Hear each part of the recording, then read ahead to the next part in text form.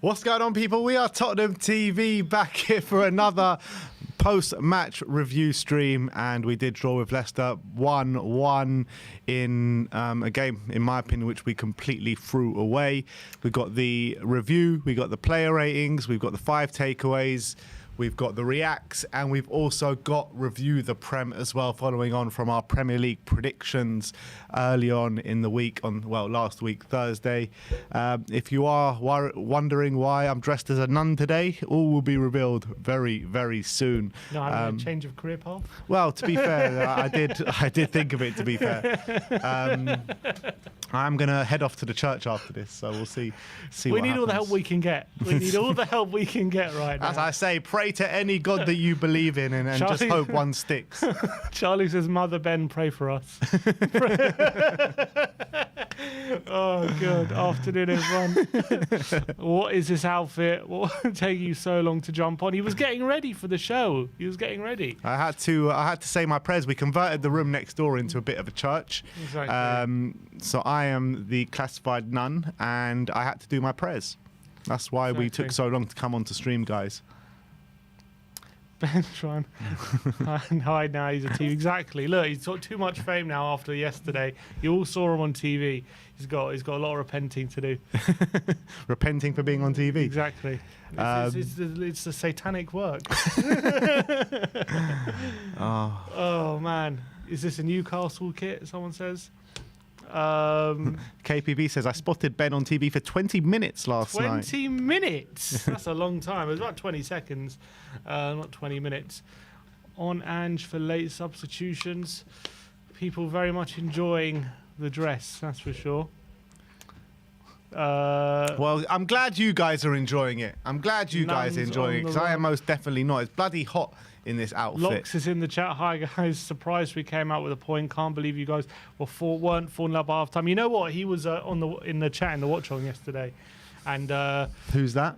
Locks, who we spoke to before the game. And he put in the chat at 1-0 up. He was like, can't believe you guys aren't 4-0 up. You're going to easily win this. And I was like, we know what you're doing. This is reverse jinxing us. And we know exactly the reverse what you're wassa doing. wassa. And then like 5 minutes later, like Vardy scores. Like, bloody Locks. And you know what you're doing, Locks. We're up. We're back up. All right, here we go. Come on, Mother Ben. Got a bloody skirt on. Gon says, I saw Ben mate, you are famous. He will sing his heart out on TV. I was singing my heart out for Rodrigo Bentancur. That is the moment. Literally, they caught the moment which I started the Rodrigo Bentancur song across the whole of the away end. It was brilliant, to be fair. I hope Rodrigo Bentancur is all right, but you do assume that he's going to be out for the next 10 days at the minimum, at the very minimum. Yeah, I don't know if he was actually unconscious at any point, but you probably assume with the concussion protocol. But then again, Romero last season went off with a head injury first game and made the next game. So I guess we'll have to wait to see what the medical advice say about the incident. But look, if he needs 10 days, he needs 10 days. What is the biggest shame is he was playing so well. Yeah. And he was having such a good game. And it's just his luck recently, Bentancur. Whenever things seem to be going well, something bad seems to happen. Yeah, the phone, by the way, has crashed on us. So I'm going to have to reconnect. Ben is a representation of all the trophies we'll win this season. None. That's very good. Well done. Well done. All right. Anyway, let's get into the match review. Enough of this nun business, and who wants a sequel to Sister Act? We'll get into why I'm wearing this a bit later on in the stream, but let's start off with the game. I think there was a lot of good, there was a lot of bad, there was a lot of ugly in the game. I think you saw all sides of Spurs yesterday, but let's start off with the good bits, particularly in the first half, which I thought we were performing really well. Yeah, really, we were absolutely smashing them for the first 45 minutes, particularly the opening 25 minutes. And I did keep saying, we need to get on the score sheet. We need to get on the score sheet. We need to score when we're on top, and it did, end up to pan out like that. But we did score. We did score, yeah. But we needed that second goal, and Solanke definitely should have got 2 or 3 goals throughout the game. Brennan Johnson probably should have scored as well. I mean, I can't remember actually off the top of my head, but there was a really great ball played into the back post. That was Brennan Johnson at the back post that should have scored. Yeah, it was from a free kick. Yeah. Maddison took it. Brilliant ball to the back post. And he either should have scored or he had Solanke and Son in the centre. He should have probably found one of them. And he just flashed it across the face to goal, and no one could turn it home. But it was the problem in the first half. I felt it was almost too easy for us. Leicester completely stood off us. They literally just gave us complete control of their half and allowed us to basically take the game and do whatever we wanted with the ball. And they kept giving it back to us as well. Yeah, it was too easy. Every time they got the ball, they just lumped it forward, looking for Vardy in behind. But Romero, Van de Ven very much had that under control. I think Leicester didn't had one shot that whole half, and it wasn't on target. They very much struggled to create anything. They couldn't really lay a glove on us on that first half. And Spurs weren't just having possession for possession's sake. We were creating chances. We were getting the ball in the box. Solanke had numerous a couple of headed chances.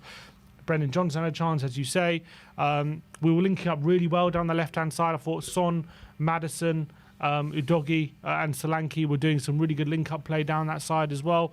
And it seemed like only a matter of time before we did open the scoring, and thankfully we did with a really good goal from Pedro Porro. And one thing you'd notice with that goal as well is Solanke obviously is at the back post, but what you notice there is because of his presence, he's got two defenders occupying him, and it leaves Porro with that bit of space in the box to just make that late run and get what was actually a really beautiful, delicate header into the back post. And that was definitely a reward for what was a brilliant first half from us. Yeah, it was. And I was saying to a lot of people at half-time in the stadium, we should be 3-4-0 up here. We were absolutely smashing them off the park, and 1-0 is a dangerous scoreline to be going into the second half. I still felt at that time, we're going to go on to win the game 3-0. Leicester are going to have to come out, and that they definitely did.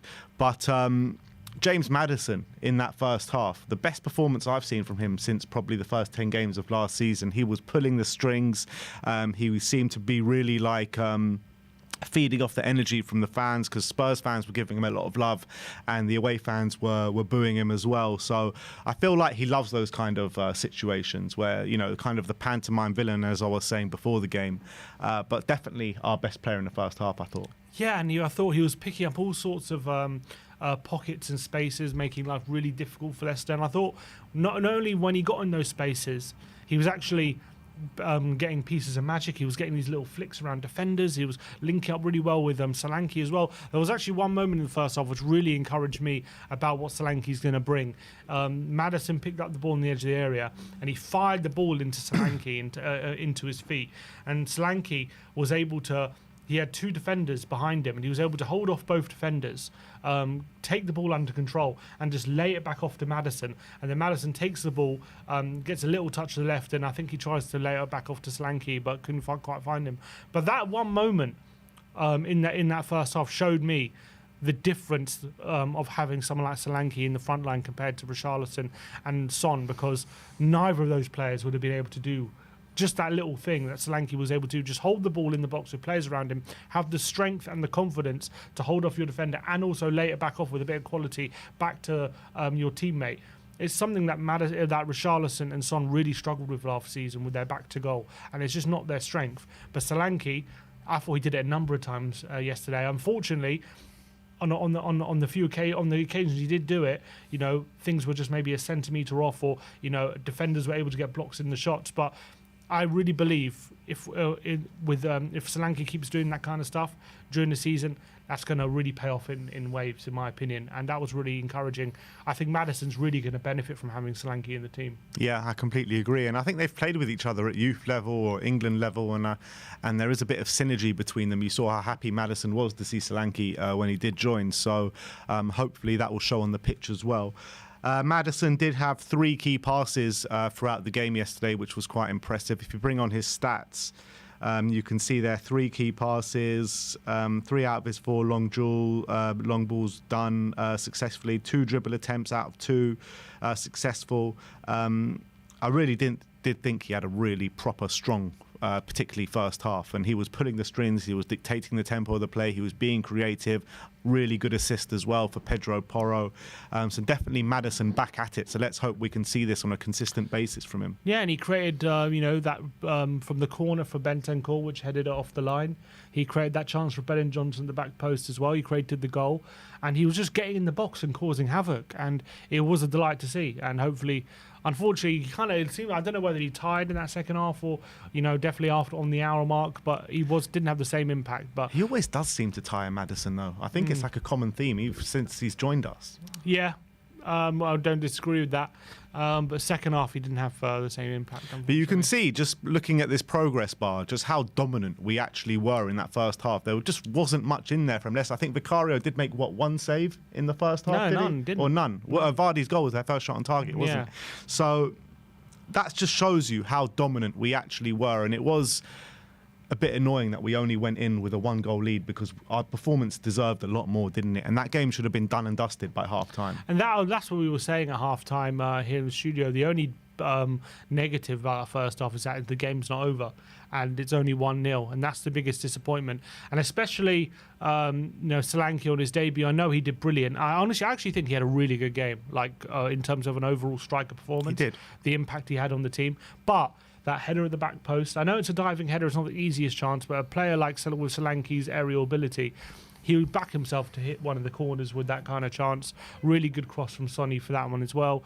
He had another header, a bit more of a difficult opportunity, but he had another glancing header which went straight at the keeper. And then obviously he had that one in the second half as well, which also hit straight at the keeper, which we probably really disappointed with. But at half-time, we were sitting here delighted with how much control we had. I think the biggest joy in that first half wasn't necessarily the chance we created, which was good, but also that, given in pre-season we've been giving up chances easily. Leicester didn't have a look in. They couldn't create an opportunity. They couldn't get near our box, and that was really, really encouraging about that first half. And another player who I thought really stood out in that first half was Pedro Porro. The switches of play that he was doing, his passing. Obviously, he did get on the score sheet as well, but he was a proper thorn in Leicester's side down that right-hand side and through the middle of the park as well. And I felt like our pressing on that right-hand side of the pitch with Brennan Johnson, with Sarr, with Pedro Porro, and with Rodrigo Bentancur as well. I thought it was absolutely brilliant. I know, a lot of people, including myself, have a big problem with Brennan Johnson's performance yesterday. But I did think his pressing, because I've spoken to you about this, about his pressing and how I think that's a flaw in his game. I actually thought that he did really well in that aspect in the first half. Well, he made 6 tackles, more than anyone else, I think, on the pitch. So I think that goes to show how he was definitely getting in amongst it in terms of being aggressive. I think Spurs yesterday made the most tackles in the opposition's final third, more than anyone else this week in the opening weekend. So that goes to show how aggressive we are and how front foot we are. Brennan was definitely a big part of that. And to be fair, I did think for the first half an hour or so, he was a big threat. He had that volley, which was saved by the goalkeeper. Really good snap. That was a great volley, by the way. Good volley. And then he had that chance at the back post, which he probably could have done better with. But he was threatening. But unfortunately, I felt after about half an hour, his influence diminished quite a bit. Yeah. Sonny, a lot of people in the away end had a big issue with Sonny's performance yesterday. And, a lot of people I bumped into in the service station were talking about Sonny. He had, I think, obviously, what you're going to get with Sonny in terms of work rate. And I think you saw that on the pitch yesterday. But too many times for me, he didn't go and take on that man, and he checked back a lot of times. Well, he actually, funnily enough, Son, apart from it's Saka, he had the most touches in the penalty area more than anyone in the first game week, which showed he was able to get in good positions and get to the byline quite often and get into the box. I actually thought he was pretty creative. He did create some chances. He created that one for Solanke. Yeah. I don't know if he created the other one as well in the second half for Solanke, but I thought he was causing quite a bit of trouble. But the problem I felt when he went on his left foot, for some reason his crossing was very much off it. He wasn't able to find any crosses, and a bit also frustrating as well. He had some opportunities to get a shot off, didn't take them. Decided to take the extra pass and try and create an opportunity that way. And what I've always said, with Son, him playing on the left hand side as a touchline winger, especially at this stage of his career. I'm not saying he can't do it completely. I think he can still do a fairly good job. I just don't think that gets the best out of his biggest strength, which is his ability to finish and his ability to, when he gets shots off, be really effective with his shooting. You know, when we should never. I don't like the fact that we sit at the end of a game and Sonny's had 0 shots. I don't think that's that's how you get the best out of him, in my opinion. I don't think he had actually a particularly bad game, especially in the first half. I thought he was pretty good. I thought his link-up play on the left-hand side was actually really, really good with Maddison and Destiny, and I thought he was doing some good stuff. Second half, he was completely anonymous, I have to say. I thought he really struggled to impact the game second half. But first half, he was all right. But as I say, when we're sitting here at the end of the game and Son has had 0 shots, for me, that's a bit of a problem. I feel like the perfect position for Sonny is like that left-sided winger or the left-sided number 10 in a Conte system, where you've got the wing backs, you know, really high up and getting high up, really wide and getting high up the pitch, and then Sonny is on the left but tucked in a bit. Those are the positions that you want Sonny in, like The kind Sonny of central zone. left. Yeah, exactly. That's where you want him. And I'm not saying he has to be there always, but he should at least have 2 or 3 times a game, right, where he's finding himself in that area and he can get a shot off. And But that's not the way Ange plays his wingers. That's the problem. That is the problem. So I don't know where Ange should maybe make a bit of adjustment, allow Son to come inside a bit more, and maybe put Udogie a bit wide on occasion, or does Son just need to really get better at beating his man and become a bit of an elite chance creator, which I don't know at 32 if he can change that much.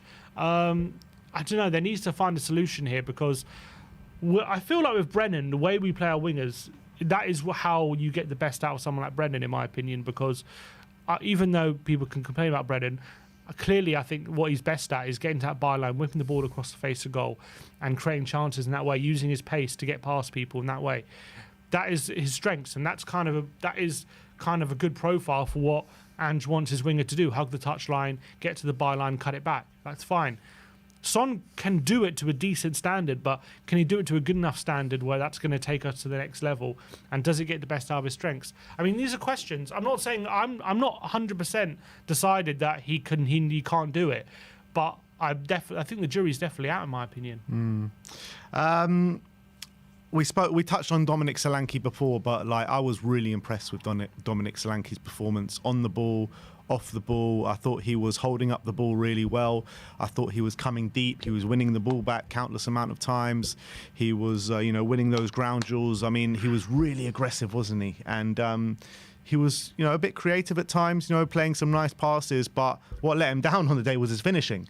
And as a striker, you need to put at least one of those chances in the back of the net. And if one of those chances go in, we go on and win that game. I have no doubt about it. Well, if you look at his stats, I think it tells the story. 7 out of great ground duels won for him, which is really impressive for a forward. That's probably one of the first times we've had a forward do that.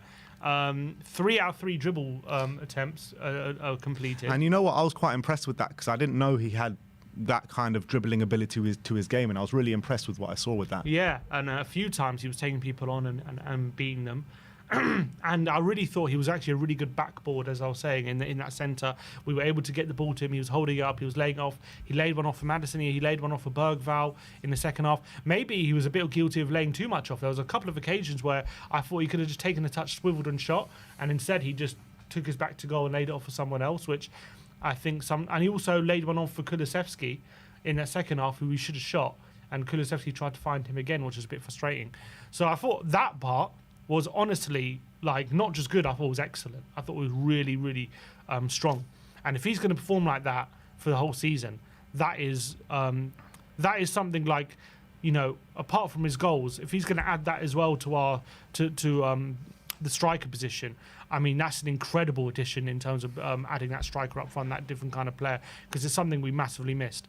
But obviously, the frustration will be at 1-0, he had 3 very presentable opportunities to make it 2-0, or at least get himself on the score sheet. The biggest one, probably the one where he had that one-on-one with the keeper, and he could have gone far post, he could have gone maybe near post. There was a defender there, but he hit it straight at the keeper at that point. And I think it wasn't long after that Leicester equalised as well. So that will probably add to the frustration.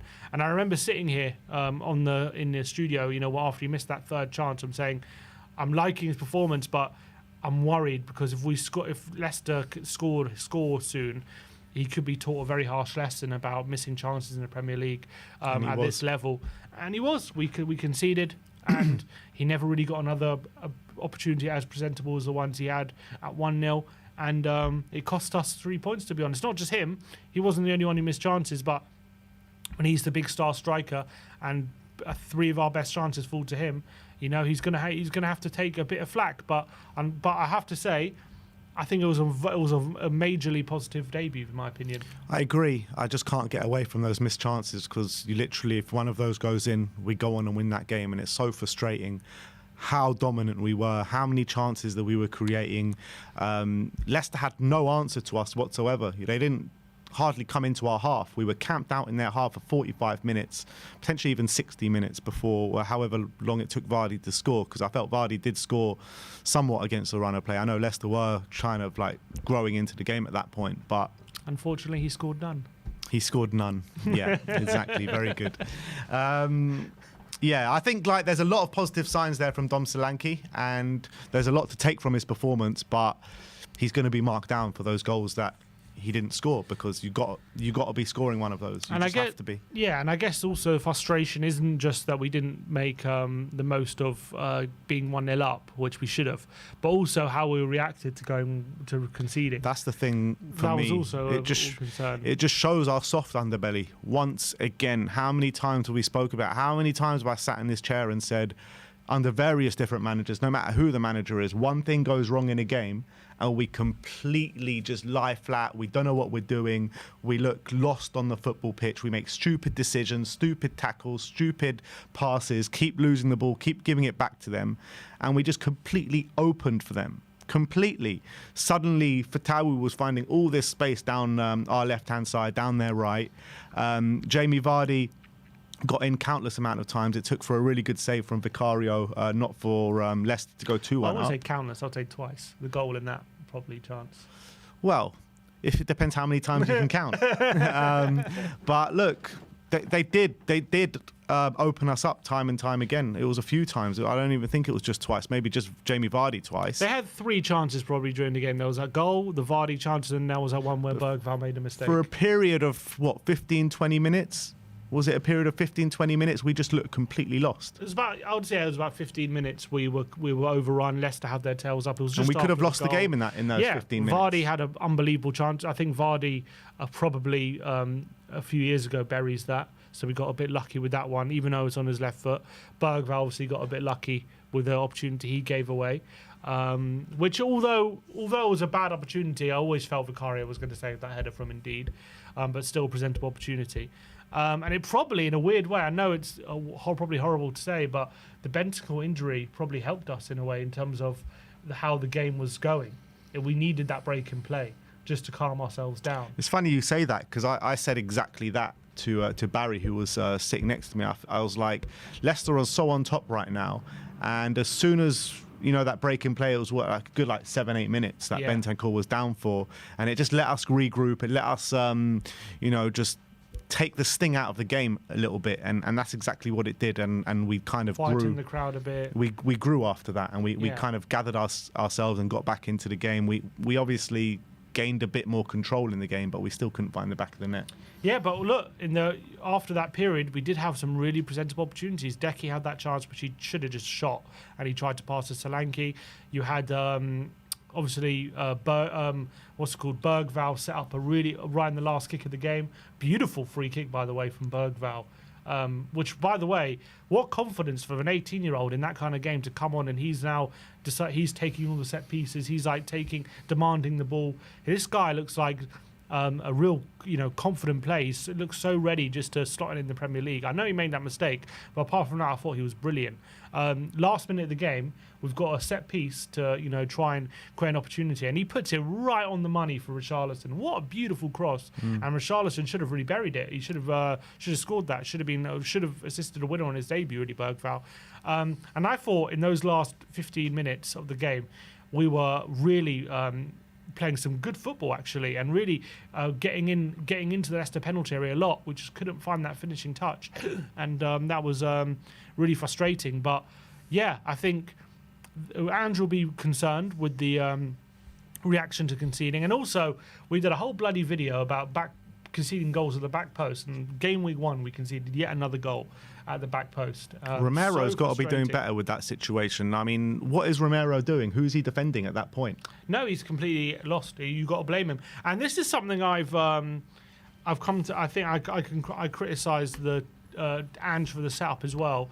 I actually think like when we're in the mode where like in the first half where we're in control, we've got a really good pressing setup where if Leicester win the ball, we're on them like a flash, and we're forcing them into long ball forward, and we're just mopping up the long balls over the top with Van de Ven and Romero, and we're preventing transitions because we're being really aggressive. I think in those phases we actually defend really well, and we actually prevent Leicester from, getting transitions and getting anything in the game, and those moments, like when it comes to defending, it's actually really good, but when we do get into stages like we did after we conceded, where the opposition have a bit of control and we're the ones dropping deep and having to defend, and we're the ones under the cosh a bit, I just find our defending all over the place. I just find it's so easy whenever a cross goes in, no one's marking properly, no one's doing anything. Like you see all the top teams when they have to defend, they do it properly. But when we have to defend, that's still a massive glaring issue with us. And that happened with the goal as well. That period, everyone was back. We had to, pick up our men. We have to defend. We have to be compact. And we failed miserably. Vardy has got a complete free header at the back post. That's completely inexcusable. How is no one marking their only striker in the box? It's absolutely crazy. It's such a small striker as well. It's so easy to defend him. You've got a World Cup winning centre-back in Cuti Romero. You've got Pedro Porro at the back post.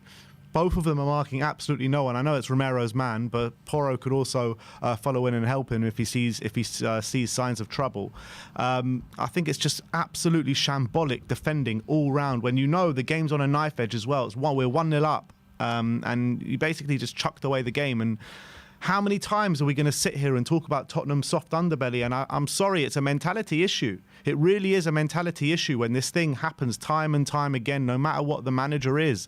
You cannot, like a team with a top mentality, if you concede a goal, you do not just lay down and just part like the Red Sea. You go up the other end and score a bloody goal. You go, you know what, they've scored a goal. We're going to take this game by the scruff of the neck. What did we do? We completely lay flat and opened up. It was completely ridiculous. And how many times have we seen stuff like that? How many times? We let it affect us. We let the goal affect us, and Ange will be fuming about that.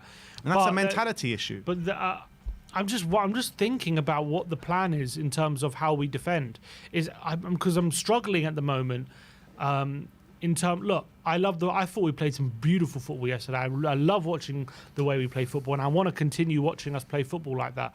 But I want to understand what the plan is from Ange. Is the plan from Ange basically to have what we had in that first half of the whole game, where we're just going to dominate, we're going to prevent the opposition from getting forward, and we're going to prevent transitions, and we're just going to suffocate the opposition, and we need to control the game like that for 90 minutes, and we're not even going to, worry about how we defend when we have a rest defence, because is the plan not to give the opposition control at all, and that's why we can't defend when the opposition have control, or when the opposition do have control, are we not doing what Ange wants us to do defensively? And that's what we've got to work on. I'm trying to still work that out, because at the moment I can't really tell whether we train properly defensively in terms of a rest defence. In terms of when the opposition have control and we have to kind of, backs against the wall a bit and we have to be a bit resolute, we just seem to not be able to do that at all. We don't pick up our men. When crosses coming in the box, it seems to be very easy for wingers and opposition players to be finding strikers or players running into the box without any pushback from our back line. It seems to be way too easy for opposition teams to make chances in those periods. But what I would say is, when we are in periods like we were in that first half, we do defend really well. We are really on the front foot. We prevent the opposition from getting near our box, and we're penning them in, and we're looking delightful. So I'm just wondering whether that's why we can't defend when the opposition has control, because the plan is to not give them control, or are we still getting to grips with how Ange wants us to defend when we do have to have our backs against the wall. I'm just trying to work that out. Yeah, I don't think we're going to work that out for a good few weeks at least, once we see more games. But we know for a fact that it's a common theme that keeps happening now. It's a common theme. And then we're sitting here, first game of the season, and we're blaming the same issues that we were speaking about last season. And last week, but last season as well. And it's just not good enough. It really isn't good enough. And however good we were in the first half, we didn't put those chances away. And to lay flat like we did, it's just inexcusable, really. It really is inexcusable against a Leicester team where their fans are depressed. They think they're going straight back down. They've got impending points deductions. They had absolutely no threat whatsoever in the first half. And we let them dominate like that in a 15-minute period where they could have won the game. Yeah. And that's the reality. What cost us. That is the reality. But what I would say yesterday about the fans, obviously I was there at the King Power, and I thought the fans absolutely delivered yesterday, from before the game, in the concourse, in the stadium.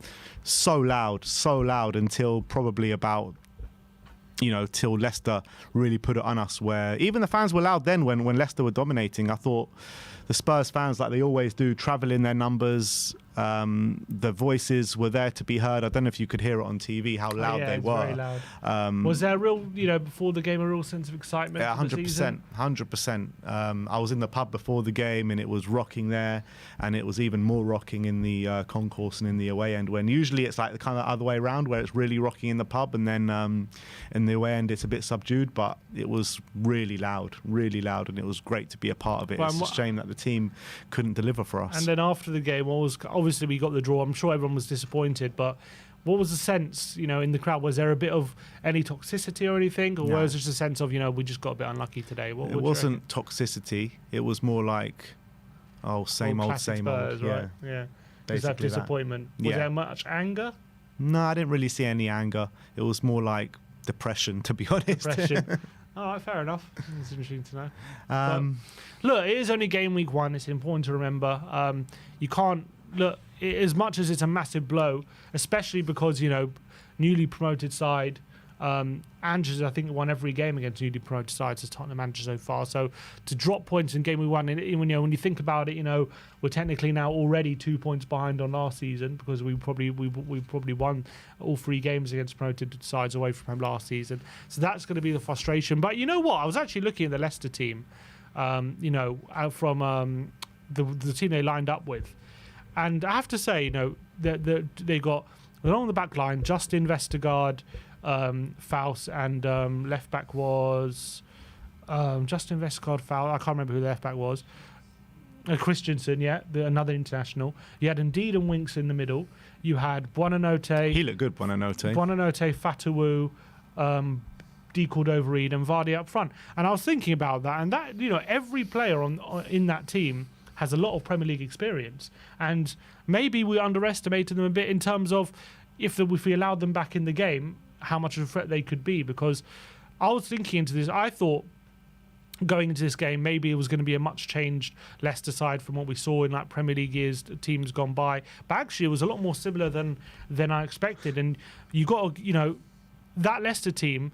Everyone's obviously predicting them to go straight back down, but that's a lot of Premier League players in that team. I don't think that's a Championship team. That is a Premier League team that I think we faced yesterday. Well, and that's the reason why they absolutely smashed the Championship last season. Yeah, but I'm saying I think a lot of people maybe expected a Championship style kind of Leicester team. I think it was more maybe like what's surrounding the club right now. There's a lot of negativity within the fan base. They think they're going straight back down. They've just lost their manager to Chelsea and brought in a much more reserved manager in Steve Cooper. And they've also got those charges impending. So you're thinking that grey cloud is going to impact their performances as well. Yeah, that was a thought. And obviously I let Locks was very negative going into it. And let's be honest, we should have won the game 3-4-1. Easy. It should have been done by half time. It should have been done by half time. We only have ourselves to blame for why we didn't absolutely win that game. In terms of the chances we had, we should have easily won that game. Well, I hope I just have to chalk it up to the fact that we missed those chances, and it was Solanke's first game. He's still getting used to his teammates, albeit he seemed to have quite a good rapport straight away anyway, but he's still getting used to it.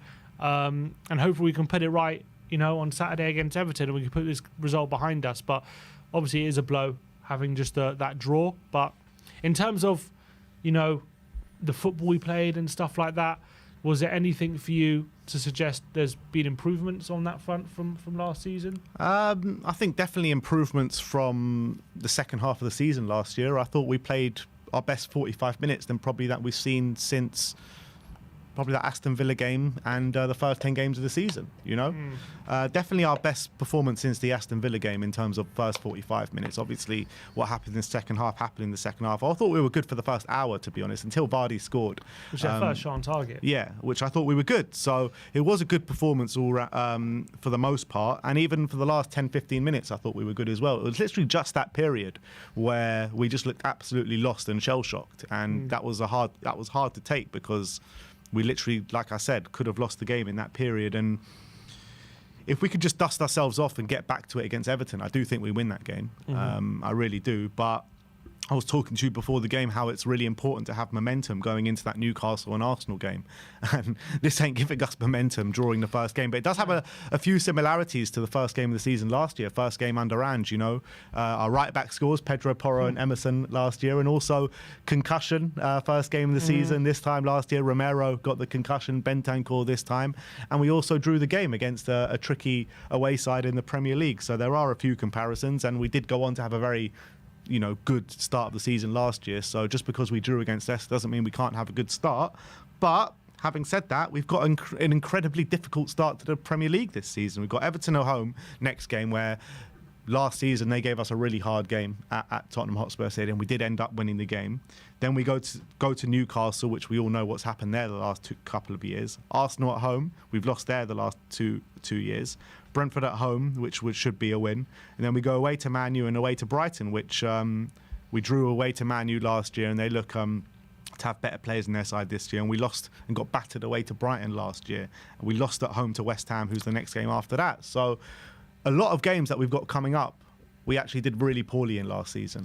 Well, the plan is to improve on last season. So first game hasn't done it, but Yeah. hopefully the following. Look, obviously that is a daunting set of games, but we just got to take it on the chin, and there's no reason to be fearful. We can do it. I think we play great football. We just got to bloody put away our chances. If we go beat Everton and beat Brentford and don't win against Newcastle, Arsenal, Man United, and Brighton, are there going to be murmurings about Ange from the fans? You were saying Ange is going to be under pressure if he doesn't have a good start to the season this year. Yeah, I agree. I do think he will be. Whether you think it's right or not, you gave me this question before the start of the season. Are there going to be fans that are going to be starting to question, and is toxicity going to kind of sleep into this fan base?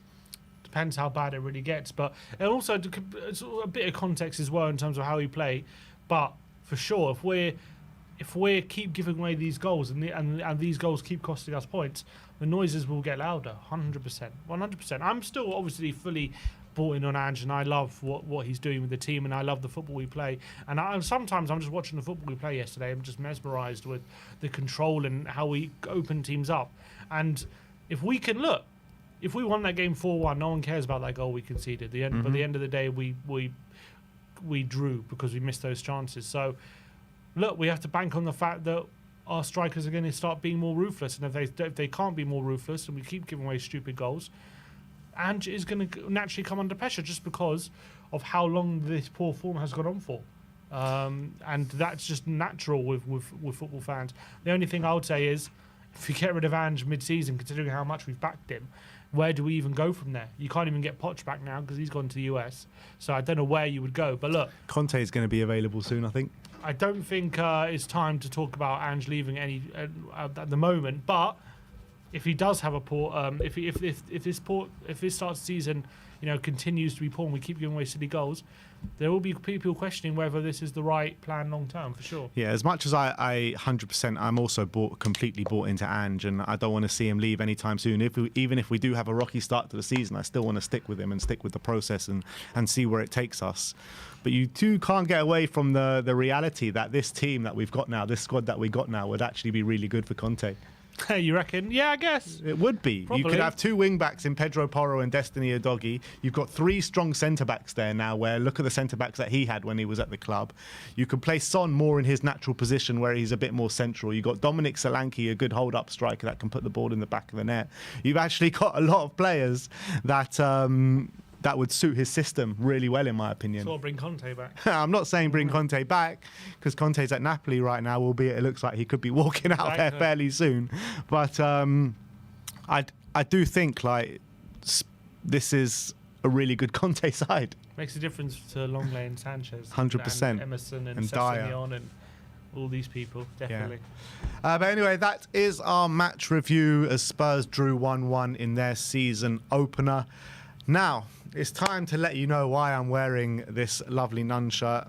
It's because I'm becoming a nun, and this is what you're going to see me in for the foreseeable future. Yeah. He won't be able to attend any Sunday streams, unfortunately. Yeah. Because he will be predisposed. If you have any... I now prayers, identify as a nun. Mother Ben. That's the that's what he goes by now. Daigle's coined me Mother Belinda. Mother Belinda.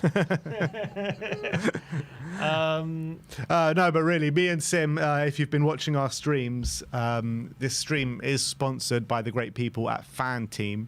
And what FanTeam is a fantasy football game. So think FPL, but think winning good money by playing and picking your teams. No budget whatsoever. You can pick a maximum of 3 players per team. So me and Sim went head-to-head in picking our teams this week, and the winner had to pick the loser's fancy dress for the next stream. And so this is what Sim has picked me, a nun outfit. So thank you very much for that, Sim. So no surprises who won then. In terms of if we look at I guess we'll look at the teams in terms of how we did on FanTeam on game week 1. So this is Ben's team. Yeah, that's my team. So I had 3. This is probably.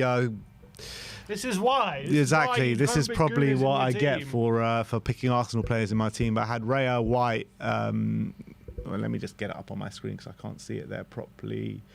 So I had Raya, White, Gabriel and Porro at the back. I had Son, Salah, Jota and Gordon in the midfield, and Solanke, Haaland and Isaac. And I had Isaac as my captain, which proved to be the telling difference between us. So I got 79.20 points. And I got 86 points with Pope in goal. I had Trent, Porro and Vicario in the back 3, with Porro obviously scoring, Vicario and Trent getting clean sheets, and Pope as well. I had Son, Jota, Salah captain and Eze in the midfield. Eze being robbed of a goal, by the way. Yeah, absolutely robbed. Yeah. Jota scored, Salah got goal and assist, and he was my captain. And up front, Solanke, Haaland and Isaac, and obviously Salah captain, getting me the win, and that's why we're seeing Ben in a nun costume. So absolutely love to see it. If you do want to join FanTeam, you do want to join our link. If you click the link which is pinned to the chat right now, you can join for free. It's actually £3 entry, but if you join our link, it's free to join before Thursday at midnight. The offer ends. If you T's and C's apply, you have to be over 18 to join. If you do finish in the top 10% of players at the end of the season, you will be getting a payout. The pot is currently at 30,000, so if you finish first, you get just over £5,000. And as well, if you are a late if you register late, which is if you haven't made a team for game week 1 and you want to join in game week 2, you start with the average of what people got in game week 1, which is 75 points. So if you join now, you won't be starting at 0, you'll be starting at 75 points for game week 2. So don't worry if you haven't joined for game week 1, you can still join now as a late registration, and you can join for free by clicking the link which is pinned to the chat right now, and you'll start with 75 points. Yeah, so be in it to win it, guys. Late registration is open until midnight on Thursday, or 1 minute before midnight on Thursday night. And use that link. Absolutely free to join, no deposit, and your ticket will be delivered by the FanTeam as upon registering. So get in it, come and take us on. Get it before Friday at midday.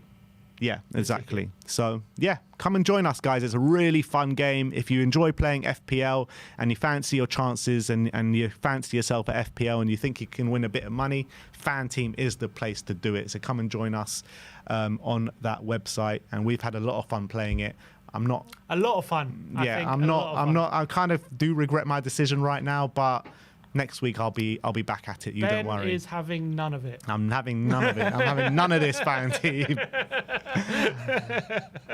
But do join, guys. If you got any questions, I think FanTeam are in the comments section right now, or you can find them on X and DM them directly, and they can answer all your questions. Or you can ask us, DM us on X, or ask questions here in the chat.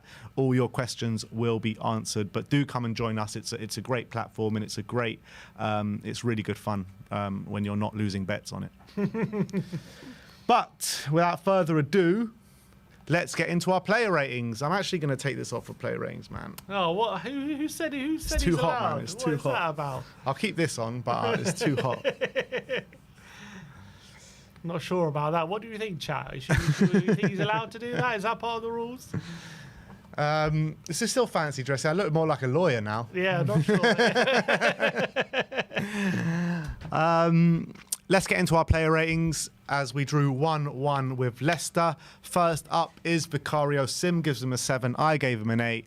And the reason I give him an 8 is because I felt like he made really vital saves to keep us in the game, particularly when Leicester were on top. There was that one from Jamie Vardy. There was another one as well, which I can't remember who actually had the effort. I don't think he had too much chance with Vardy's goal. It was poor defending, so I thought Vicario did a major job for the team yesterday. Yeah, he made obviously that brilliant vital save from Vardy, who was one-on-one. One-on-one Vicario got a big left hand to it. Obviously made another save from Wilfred Indeed, who had a header which was quite far out, so I did expect him to save it, but he was able to just push it around the post. I never thought he was ever in danger of conceding that. Other than that, he was untested. I think they had 3 shots on target all game, scored 1, and Vicario made the other 2 saves. I did kind of also give him a bit of a point down because he had that massive go at Bergvall, which I thought was completely unwarranted, to be honest. I thought Bergvall doesn't go to his performance, though, does it? I think it wasn't a good thing for him to do. I don't think he should have been going in at Bergvall when Bergvall wasn't given many options when he was given the ball. He was kind of put under pressure, and then Vicario shouting at him when it wasn't really his fault. But look, he had a good game. I don't think he was that tested, but the big moment was the Vardy chance, in my opinion. He made that save, so I gave him a 7. Let's move on to Pedro Porro up next. 7s all round for Porro, and I thought he started the game really strong with some really good whipped-in crosses from the right-hand side. Obviously did get his goal as well with a nice run and a nice header into the back of the net. Unfortunate for him, it looks like he is injured. I'm not sure what the extent of the injury, if anything's been said about it, but he was hobbling for quite some time in the game, and the whole away end was screaming for Ange to get him off the pitch, where it took like an age to get him off, which was really frustrating. But I do think he had a strong game, but after the first 20-25 minutes, I thought maybe his performances did decrease a little bit. Yeah, I thought he was excellent in that, especially in the first half. The goal he scored was definitely underrated. The way he guided that header to the back post was really something special. It was a really great flick header from Porro, especially him making that late run into the box was really great. I thought he was creating so many chances as well on the day. I think he set up a chance with Solanke. He was putting in some really good crosses as well from corners. But yeah, his influence diminished a bit in that second half, albeit I did think he dealt with D. Cordova-Reid fairly comfortably throughout the game defensively, but it really annoyed me how he can try to carry. I know he's doing it because he wants to show that he can play through the pain barrier, he wants to give his all for the team, and I get it, but there was a good 2, 3, 4 minute period where we were basically playing with 10 men, and we tried to even pass in the ball and he couldn't even take it under control because he was hobbling so much, and it was costing us. And that was actually a really crucial period of the game where we're trying to wrestle back control, and then he's kind of hobbling all over the place. And in that period, we put the ball out about 3 or 4 times, and he just continued. And but surely that's also on Ange to take him off. Definitely, but I was screaming at Porro just to sit down and force Ange to take him off, because you're clearly injured, you can't continue. Sit down and force him to bring Spence on. It did happen eventually. It was very reminiscent of like annoying. Valise last season, wasn't it? Yeah, but that was different because Valise, we'd run out of subs. Yeah. This occasion, as soon as he felt that, you could see he was hobbling, couldn't continue. He should have at least sit down just so you can get treatment. Yeah. Just so you can get treatment and get looked at. The fact that he tried to carry on and tried to be brave really could have cost us. Yeah. Let's move on to Cuti Romero. 6 is all round. I thought in the first half he was a key reason why we could just keep that pressure inside the Leicester half consistently. You know, he was getting the ball, whether it be past him or winning the ball back, and you know, sustaining that pressure inside the Leeds half. I thought he was a danger from set pieces as well. Maybe he should have scored. Well, he probably definitely should have scored with one of the chances that he did have. But he's always going to get marked down by the defensive error that he did make for the goal. You know, Vardy's completely free. It's his man, and he should be tracking him. There's no reason why he shouldn't. And I'm just perplexed why a defender of that quality, a World Cup winner, the way he performs for Argentina every single week, the way every single time he's on the pitch for them, the way he performs for us week in, week out. This guy is a top quality defender, so it's kind of inexcusable, the defending that he showed in that moment for Jamie Vardy. But I thought apart from that, maybe a few sloppy passes here and there. Apart from that, I thought he had a fairly good game. Yeah, I thought he was excellent for the first hour. Really didn't give Vardy a sniff. He was getting the ball, looking confident, playing it forward. And I thought, oh wow, you know, Romero. He's starting the season as he was in the international in the Copa America for Argentina. He was imperious, was brilliant, but then did give that goal away. And I have to say, really sloppy from him, really poor marking from a crossing situation, which sometimes he does have that in him, which is very frustrating when he does have a bit of a lapse in concentration sometimes when he's marking, and that did happen again. And I thought after that goal it actually affected his performance. He started getting a bit sloppy. He obviously let Vardy get a run on him for that one-on-one situation as well, which he could have done a bit better with. He couldn't even get back to block the shot. Vardy was able to get the shot off as well. And I thought his when he had the ball, he was a bit he was just a bit nervous all of a sudden, Romero, which is unlike him. I thought he definitely calmed down, after that Bentancur injury, and once the team settled, he settled as well. But I was a bit annoyed at that period. He seemed to let his standard slip quite a bit, but I think he definitely showed in the first hour, you know, when he's on it, how good he can be. But unfortunately, you have to mark him down for the goal we conceded, for sure. Yeah. Mickey van der Ven up next, 7s all round. I thought defensively he did his job for the majority of the game. I don't think much got past him. I thought in the first half as well, he was showing some really nice moves on the ball, where he was bringing the ball up the pitch, some really the way he was taking it past some of the Leicester players as well. But what I've got a problem with Van der Ven sometimes is his ability when he passes the ball and to make those line-breaking passes. It's nowhere near as good as Romero, and it's something that he does need to improve at centre-back for us. But I thought, on a whole, he did have a really strong display, and I was saying at half-time he was up there with our strongest players on the pitch. I was actually going to compliment his passing yesterday. I thought his passing was actually improved in terms of his ability to get it forward. Maybe he could do it more, but I thought... especially actually in that period we were struggling, and when we were trying to win the game, I actually felt in that last 15 minutes or so he was striding into midfield. He was being an extra body in that attacking third, and he was actually trying to force the issue a bit, and I thought I was really encouraged by that. I thought for the first hour anything over the top, Van der Ven was just mopping up. So he didn't have to break a sweat. He barely had to put the afterburners on at all in that first hour, but just because he was so clearly getting there ahead of any player, even without getting out of second gear, which was really encouraging. But yeah, I thought he had a pretty good game overall. Let's move on to Destiny Udogie. 6s all round for Destiny. It was great to see him back on the pitch in the Premier League, and I felt like he had a really strong performance for the first hour. He was, being that bulldozer going up the pitch. He was creating some really nice triangles as well with our players, some really nice passing and moving. He was actually getting in some really good positions without being found, where, I was saying this at the Bayern Munich game, because if he gets found, he's more or less one-on-one with the keeper, and, he's more or less has a good opportunity to score. But I felt like once Leicester got on top of us, Fatawu was actually taking him to the cleaners a little bit, and it wasn't good to see, because his one-on-one defending in those moments in time was actually really poor. But again, for the most part, I did think he had a really good display. Yeah, I thought similar to a lot of our players, first hour he was brilliant. I thought he was getting really good positions. He was absolutely dominating Fatawu as well. I thought he was striding forward. He was linking up really well with Son and Maddison as well, getting the ball and able to progress us up the pitch. But obviously, he was a bit late to get to Fatu for the goal, first of all. And then I also felt after that moment, whenever Leicester was in transitions, they were aiming for Fatu every time. And Udogie was quite out of position quite a lot. I never thought he got beaten properly, but he was definitely not stopping crosses and was definitely having a lot of trouble just containing Fatu at that point. And from that point, he definitely did struggle. But I thought he was pretty solid before that, but unfortunately, Pape that way. Sarr, Sim gives him a 4. I gave him a 6. I felt like, again, like in the first half off the ball, I did think he was really good. He was winning the ball back quite a number of times, being really aggressive in the press on that right-hand side. On the ball is really concerning with Pape Sarr, because I felt like it's a trend that we've seen through pre-season where on the ball he's been really poor, albeit he did create a chance, didn't he, with a really nice through ball, was it to Dom Solanke at one point during the game? Well, for his shot that went straight at the keeper. Was that him? I'm pretty sure it was him, yeah.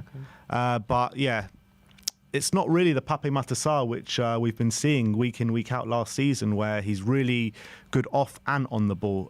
He's got something lacking on the ball at the moment. Yeah, I felt he was probably our weakest player, especially for the first hour.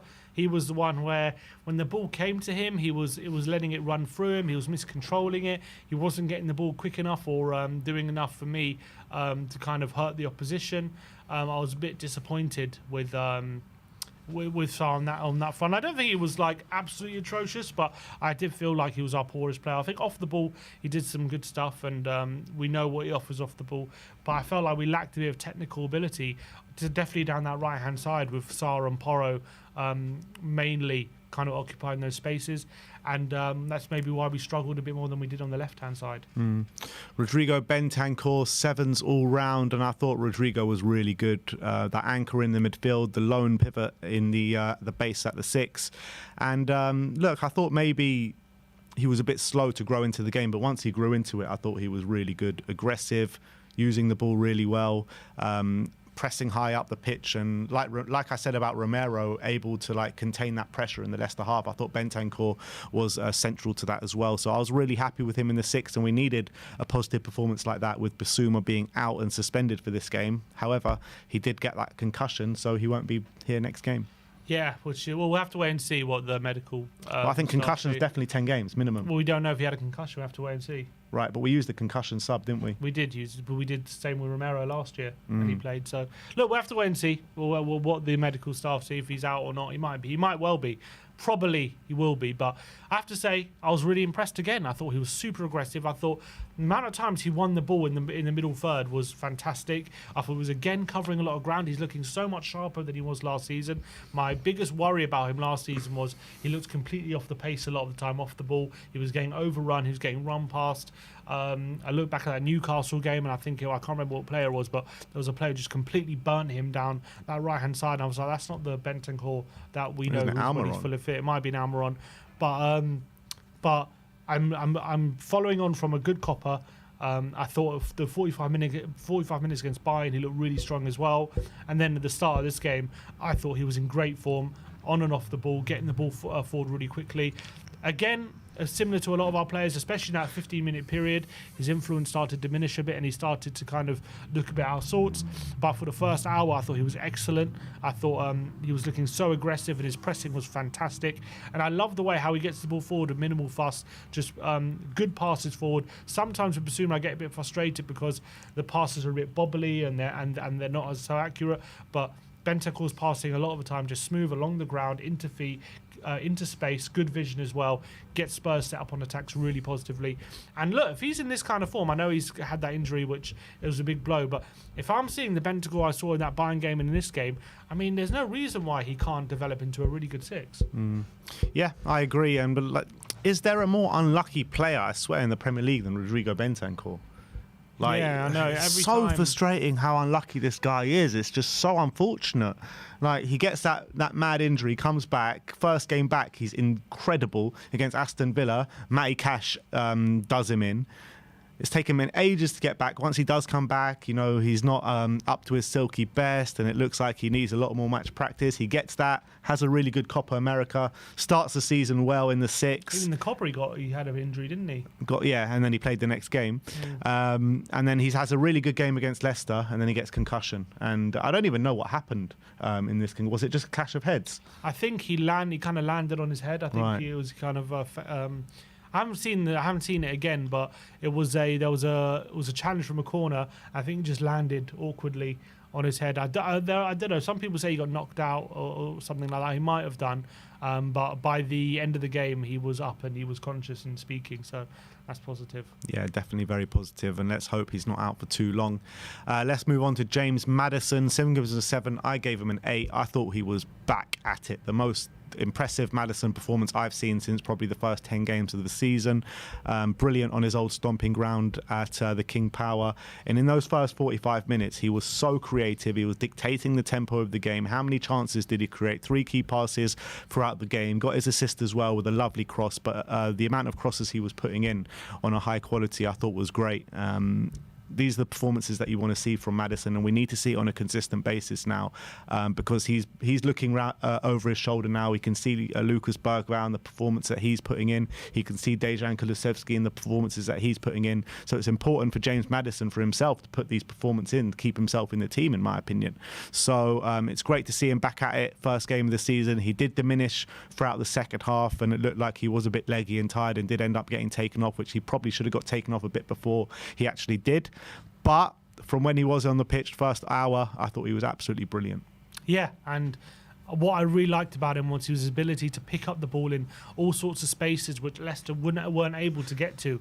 And he was whenever he picked up the ball in these little pockets of spaces, he was making things happen. He was getting little passes into Solanke, getting 1-2s. He was flicking it past players. He was beating players. He was creating chances. He created chances for Johnson. He created a chance for Bentancur, and obviously he got the assist for Porro as well with a brilliant cross into him.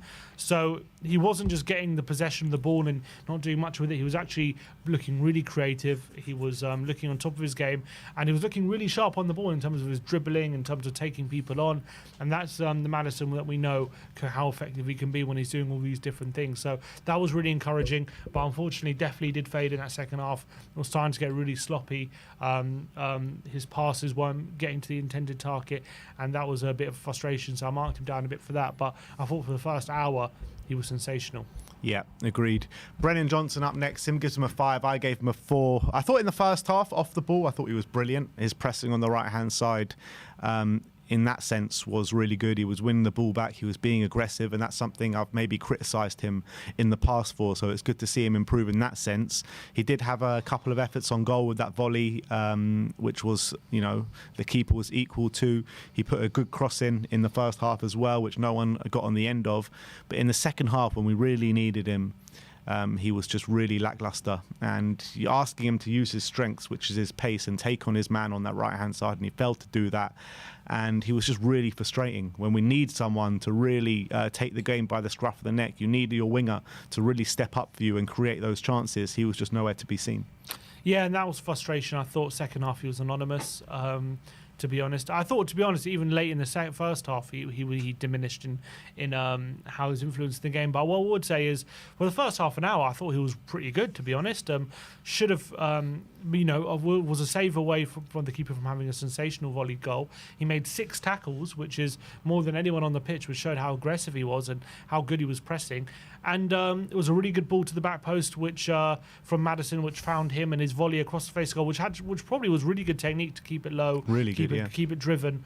Was unfortunate, couldn't find the far corner, and also probably couldn't find Sonny or Solanke at the back post. So that was really frustrating, and he could have had a goal contribution really early on. But after those moments, really diminished in influence, and actually became a bit of a liability. Was giving the ball away, wasn't linking up the play quite well. And then in the second half, there was a number of occasions where we passed it out wide to him. He was 1-on-1 with the fullback. He tries to take him on the outside, and his crosses keep getting blocked. And I'm thinking, you're one of the fastest players in the Premier League. At least you can do is get your cross off and not get it blocked. And he just wasn't able to get a cross away from the defender, and that became very frustrating. So gave him a 5. Yeah. Sonny up next. Sim gives him a 6. I gave him a 5. Put in a really good ball for Dom Solanke for that diving header, which he probably should have scored from. And I thought it was destined for the back of the net when I was there in the stands. And that was a really good move. You know, every time what you're going to get in terms of the work rate from Sonny, and that's exactly what you got. But I felt more times than not, he did kind of failed to take on his man and look back and track back, which was a bit of a disappointment. And I felt as the game wore on, he diminished in influence as well. Yeah, I thought actually second half he was fairly anonymous as well, but I actually thought in the first half his play actually was quite underrated in terms of his link-up play, his ability to create a few chances. When he was linking up with Maddison and Solanke, I thought was doing some really good stuff. He was getting into the box, he was causing trouble. Bit disappointed he didn't get any shots off, which he probably should have, and he should have. And he got himself in some good positions to get some shots off. But I was actually a big fan of his creative play in that first half. For the second half, he was completely out of the game. Justin marked him out of the game, and he wasn't able to get involved, and that was disappointing. Yeah. Let's move on to big Dom Solanke. Sim gives him a 7. I gave him a 6. The real reason I'm marking him down, because I actually was really impressed with Dominic Solanke's performance, but the reason I'm marking him down is because the ultimate goal of a striker is to go and score goals, and he had presentable chances that came his way and just kind of like snatched at the shots, and he should be putting at least one of those balls in the back of the net, at least. Could have even had multiple goals on the day, the amount of chances. I think he had 3 shots on target, and they were poor efforts at goal, and you do expect Dominic Solanke to put at least one of those in the back of the net. If it does go in the back of the net, we're going on to win that game 100%. But on the good side, I thought his hold-up play was absolutely excellent. His dribbling ability was excellent. The way he could bring people into play. I thought everything about his game was absolutely brilliant, apart from his finishing ability. Yeah, and I completely agree. I think his finishing was really disappointing, considering he got some really presentable opportunities, and opportunities where, you know, you'd probably back him to at least get them right in the corner and cause the keeper a bit more trouble than he did. The fact that the 2 headers, I think, were both caught from the goalkeeper, and then that shot was straight at him in the second half will be very disappointing. I actually also thought there's a couple of occasions where the ball was fed into him in the box, and he had a chance to maybe just take a touch and swivel and shoot, and instead he decided to kind of lay it off for another player, and by that time the chance was gone. They got players around him, but really, what was really positive and really encouraging for me was his all-round ability. Something that I knew was good, but I was actually quietly quite impressed with how good it was in this game, because there was a number of occasions he took some passes on his chest with some really good first control. His dribbling was really encouraging, and what was most impressive for me was his ability to take the ball in the penalty area. And even though I criticised him for maybe not taking enough shots, but I think what's really encouraging was his ability to take the ball back to goal, lay it off for players and bring other players into play, and actually hold the ball in the box. And I think last season on probably a number of occasions where Solanke yesterday was able to hold the ball and create something, probably would have bounced off Richarlison or someone had been out-muscled, and there would have been a counter-attack for the opposition immediately. And so the fact that we now got a striker who can take the ball in the box, hold it, and either swivel or can lay it off for a teammate is going to really pay off, I think, throughout the season in swades, because that is something that opposition defenders haven't had to deal with up until now when playing against us.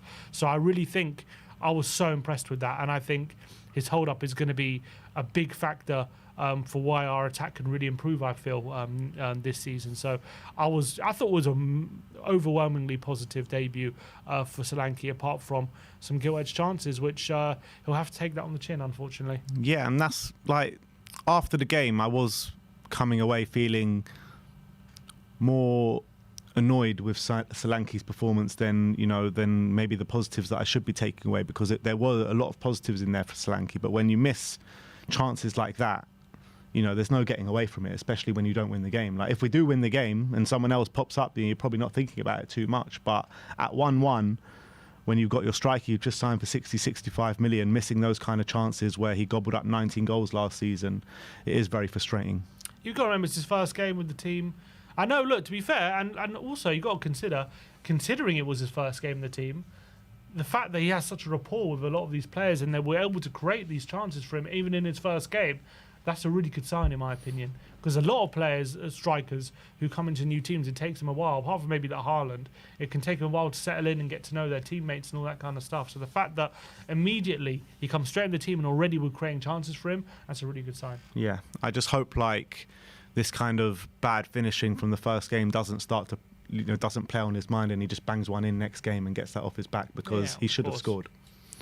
Let's move on to the substitutes and let's go on to Archie Gray. Sim gives him a 7. I gave him a 6. He came on in midfield and I thought he had a really positive display. He was knocking the ball about really well. He looked confident when using the ball, and he helped us kind of regain that control back in the game. So it was really positive signs from Archie Gray. Yeah, considering it was his Premier League debut as well, looked so confident, looked so assured on the ball.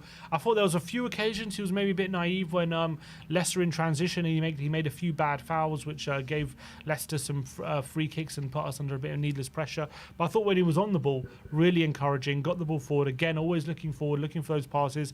Maybe he wasn't to the level of his first few appearances in pre-season, but considering it's his Premier League debut, first performance on this kind of stage, he looked confident and he looked like he belonged here. So really, really encouraging.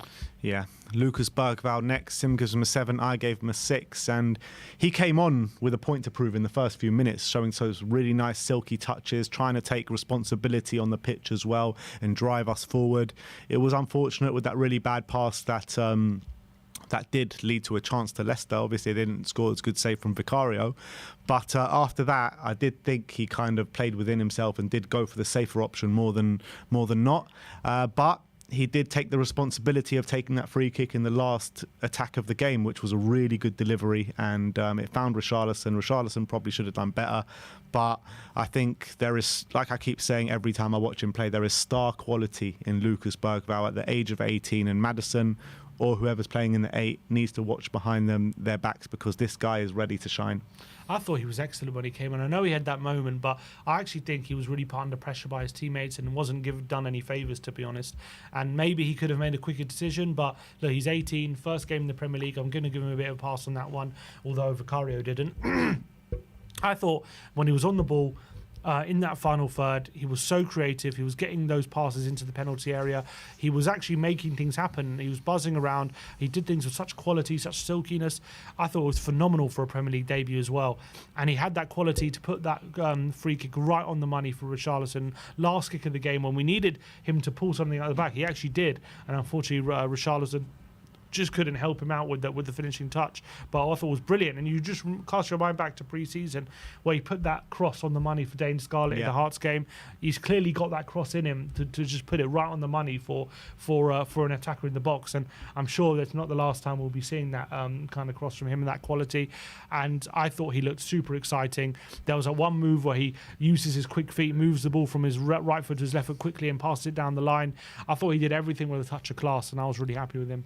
Yeah, like I said, the boy has star quality, and I don't doubt that he's going to push the first team or the guys on the pitch, whether it be, Maddison, whether it be Sarr, whether it be whoever's starting in that midfield. He's going to push them very, very soon, and I feel like he's going to break into that first team pretty soon.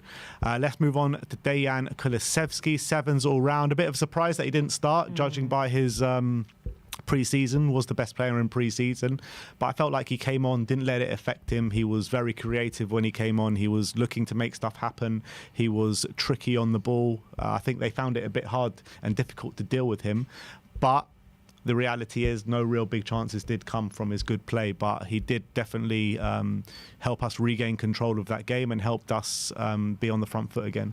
Yeah, I thought it was a pretty good cameo, and that was the only real selection that annoyed me, to be honest, man, because I thought, given how Decky has been in pre-season, he just had to play. You had to fit him in somewhere because he's been that good. You can't leave him out. And I actually think when he came on, he impacted the game really positively. What's a bit of a crazy stat is Decky, when he came on, got into the penalty area 10 times, which is second in the whole Premier League this weekend, considering he only played 15 minutes or so. Well, there was 10 minutes at the end, yeah. So, he played 20 minutes. So considering that, That's really impressive, and it shows how hard it is to do that. And I thought he was manoeuvring himself on the right side really well, getting into the box. The only one thing I was a bit annoyed with him, he had a layoff from Solanke in the box, and all he had to do was probably just hit it first time. It was just outside the 6-yard box, really presentable chance, and he decided to go for a pass instead, and the chance was gone, and that he should have buried that. He had a number of opportunities inside on the edge of the box as well, but just I love the way he uses his physicality to weave past players, not get bullied in certain situations. He obviously earned that free kick right at the end as well with a really brilliant move on Wout Faust, which he sold him for a dummy and got round the side of him. I thought he was causing Everton Leicester a lot of trouble in that little cameo of his, and probably showed why he should have started, in my opinion. Yeah. Timo up next, and the last player that we are going to rate, Sim gives him a 5, I gave him a 4. And he was right in front of me, and I was just so frustrated with him. Every time he got the ball, the move pretty much broke down. He came on for Brennan Johnson, who was frustrating us anyway at that moment in time. And he came on and he was an equal frustration, in my opinion. And I just keep questioning why we brought Timo Werner into this club. When we bring in Udogie, a 19-year-old, you need to bring in someone with a bit of star quality as well to complement him. So Timo Werner, poor in my opinion. Yeah, and played on the right. He was on the right-hand side, to be fair. Yeah, I don't understand. It's like he needs it on his left foot to put a good cross in. I don't get it, which is his weaker foot, because he got it on his right side. He couldn't beat his man at all. There was a couple of occasions he did run in behind, but the keeper came rushing out and just beat him to it. I'm not going to blame him too much for that. What I will blame him for is there was a number of occasions he was isolated with his fullback. He got to the byline and just didn't make anything happen either. He passed it backwards or he lost it, dribbled out. I think he had another one where he dribbled out of play again.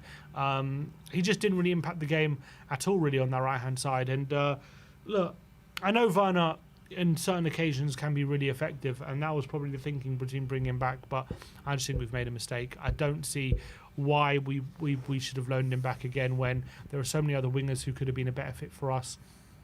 And look, I hope he does prove me wrong. I definitely didn't like him on the right-hand side at all. So it was just a very frustrating cameo from Timo Werner. Nothing else to say, really. Last but not least, Ange Postecoglou. And yeah, maybe you could talk about not starting Decky, but I felt like we're giving him 6s all round. I feel like the team that he did start with was clearly good enough to go and smash Leicester, because that's what they did in the first half. They just couldn't put the ball in the back of the net, and we definitely should have with the chances that we did have. Solanke obviously guilty of that, and there were other chances for other players in there as well. So you're probably talking about, if one or two of those chances go in the first half, we're probably giving Ange a really high rating, because we go and absolutely dominate the game and bring home 3 points, and you're talking about a really positive display. But we don't put those chances away, which Ange can't account for. It's the players on the pitch that account for that. But what happened was, in the second half, once Leicester get that goal against the runner play with Jamie Vardy, the mentality just completely sleeped out of that team. And you've got to look at the manager as well for that, not just the players. He's got to be instilling this kind of mentality where if something goes wrong, you just go up the other end and you don't let it affect you, and you just keep playing your football and good things will come. And we didn't do that. We just completely opened up, and the management definitely need to answer for that. And I felt like he just took way too long to make the changes as well. Jamie Vardy scored on the 57th minute, and they were opening us time and time again. We only made the changes with 10 minutes to go.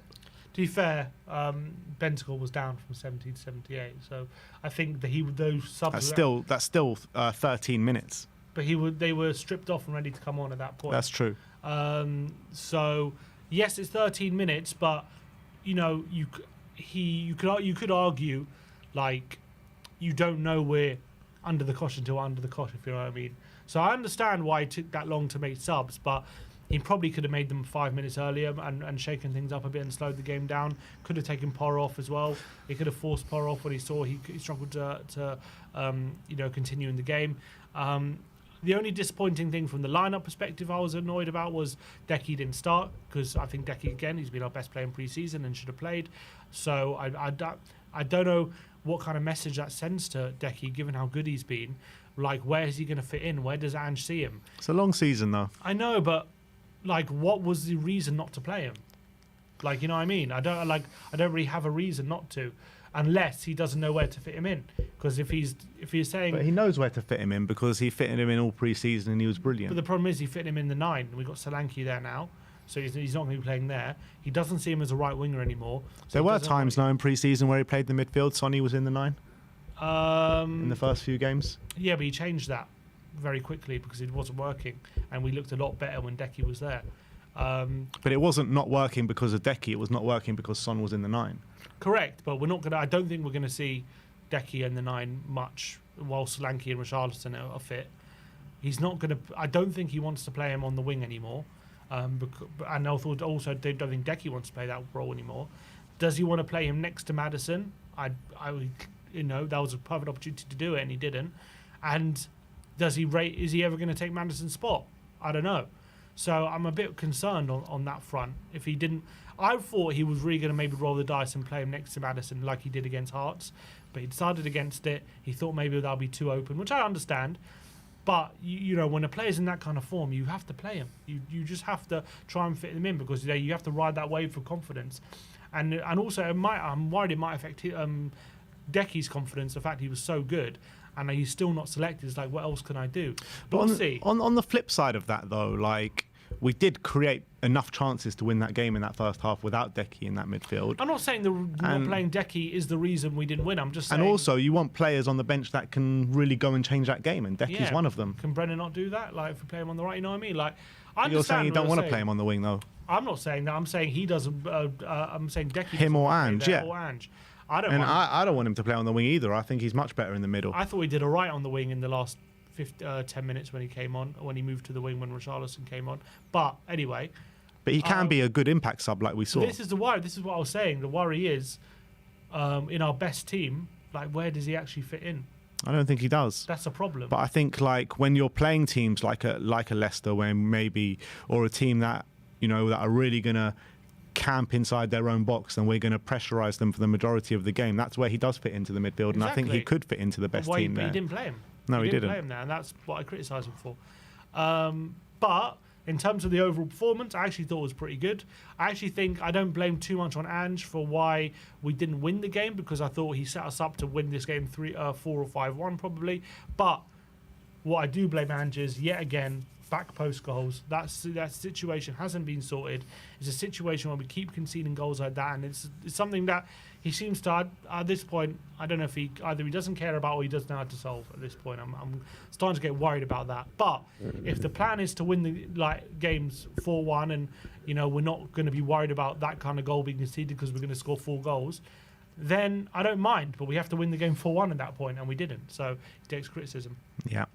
So that is our player ratings for the 1-1 draw at the King Power against Leicester. Let's get into a couple of super chats before we move on. My laptop's died. A wire he wants. A wire, if possible. Here you go. A couple of super chats. Tom81 with a members chat, been a member for 21 months, and guys, can we go on letting in poor goals like Tottenham did? The defending is atrocious. I mean, no, I don't think we can. We need to sort out this issue ASAP, because we can if we put our chances away. Yeah, but we're not going to get that many chances against, let's say, like an Arsenal or top quality sides that we come up against. Like against a Leicester, yeah, fine, maybe you can get away with it, but you're not going to get away with it against like top 6, top 7 sides. The quality in the Premier League is mad good this year. Mm-hmm. You cannot get away with that week in, week out. Well, then that's going to cost Ange. That's the reality. We've got a new member in Kong108. Welcome to Silver and welcome to the family. Jacob Bannister says, when the crowd is up, we need to fake injuries. What do you say about that? I'm not about fake, but I understand what you're saying. Go just sit down, pretend you've pulled something or whatever, get some treatment, and just kill the. Because I guess it did definitely work when Bentancur actually did have an injury and he was down. We did quiet down that crowd. So I think that's game management. I think how many times you've seen that with top teams, they do that. It pisses off the fans, but they don't care. It allows the game to slow down, kills the momentum of the home fans. It quietens the crowd and allows you to regain control of the game. Yeah. Charlie Vale, member for 9 months, says, got tickets for my first ever game on the 19th. I'm not sure which game that is, but it says, come on you Spurs, 19th of October. Is that West Ham? Could be. I have no idea which game that is. Jory says, almost a year of possession ball with a few goals, 3 clean sheets in 30 games, highest spend in a decade, yet is there truly any progress to be seen? Big up, fellas. Say that again, so almost a year... Possession ball with a few goals, 3 clean sheets in 30 games, highest spend in a decade. Is there any progress to be seen? Look, it's one game. You don't decide how much progress has been made after one game.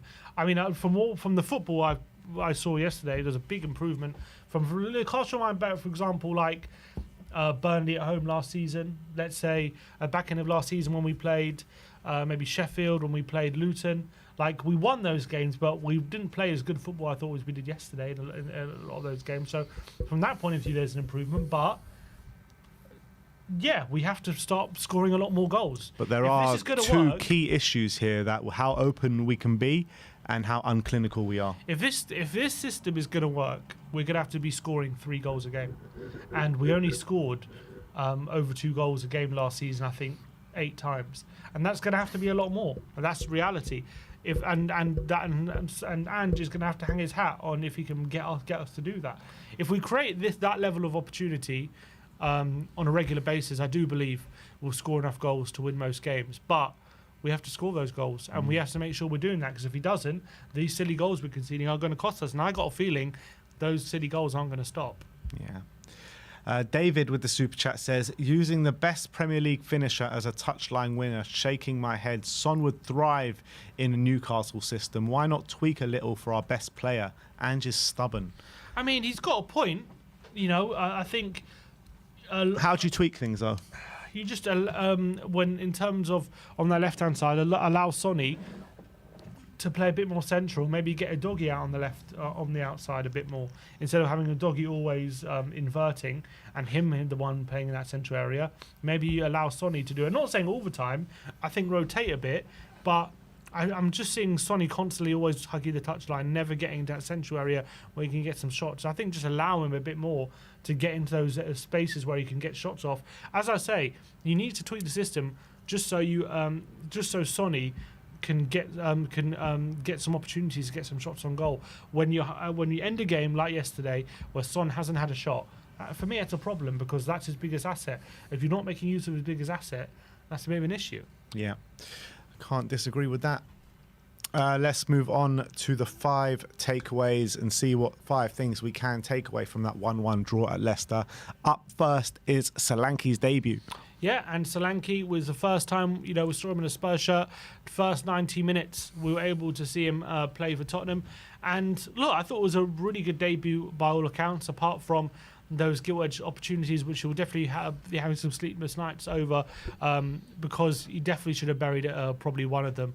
And he'll be disappointed that he didn't, especially the one where he took a touch to the right of the defender and could have either aimed it at the far post or banged it at the near post and he hit it straight at the keeper. But I did think he definitely made a big difference to our attacking play in the forward line, and I did think he made a big difference when it came to how we were able to keep the ball in the final third and create opportunities. He had 8 touches in the box, which was second only to Heung-min Son, which is a big difference, I feel like, from when Son and Richarlison were playing in that forward line. They couldn't have as many touches in the box as Solanke showed. I thought his hold-up play was really, really good. So I thought he actually made a material difference to the front line, but he needs to score those opportunities. But I'll give him a pass because it was his first game. And I'm sure if we give him those opportunities again, he'll probably put one in the way. But I was really encouraged by his overall performance. Yeah, it was a very encouraging debut. It really was. It's something that we haven't seen from a number 9 for a very long time, probably since Harry Kane. And I'm not saying he's going to be as good as Harry Kane, or he is anywhere close to the quality of Harry Kane.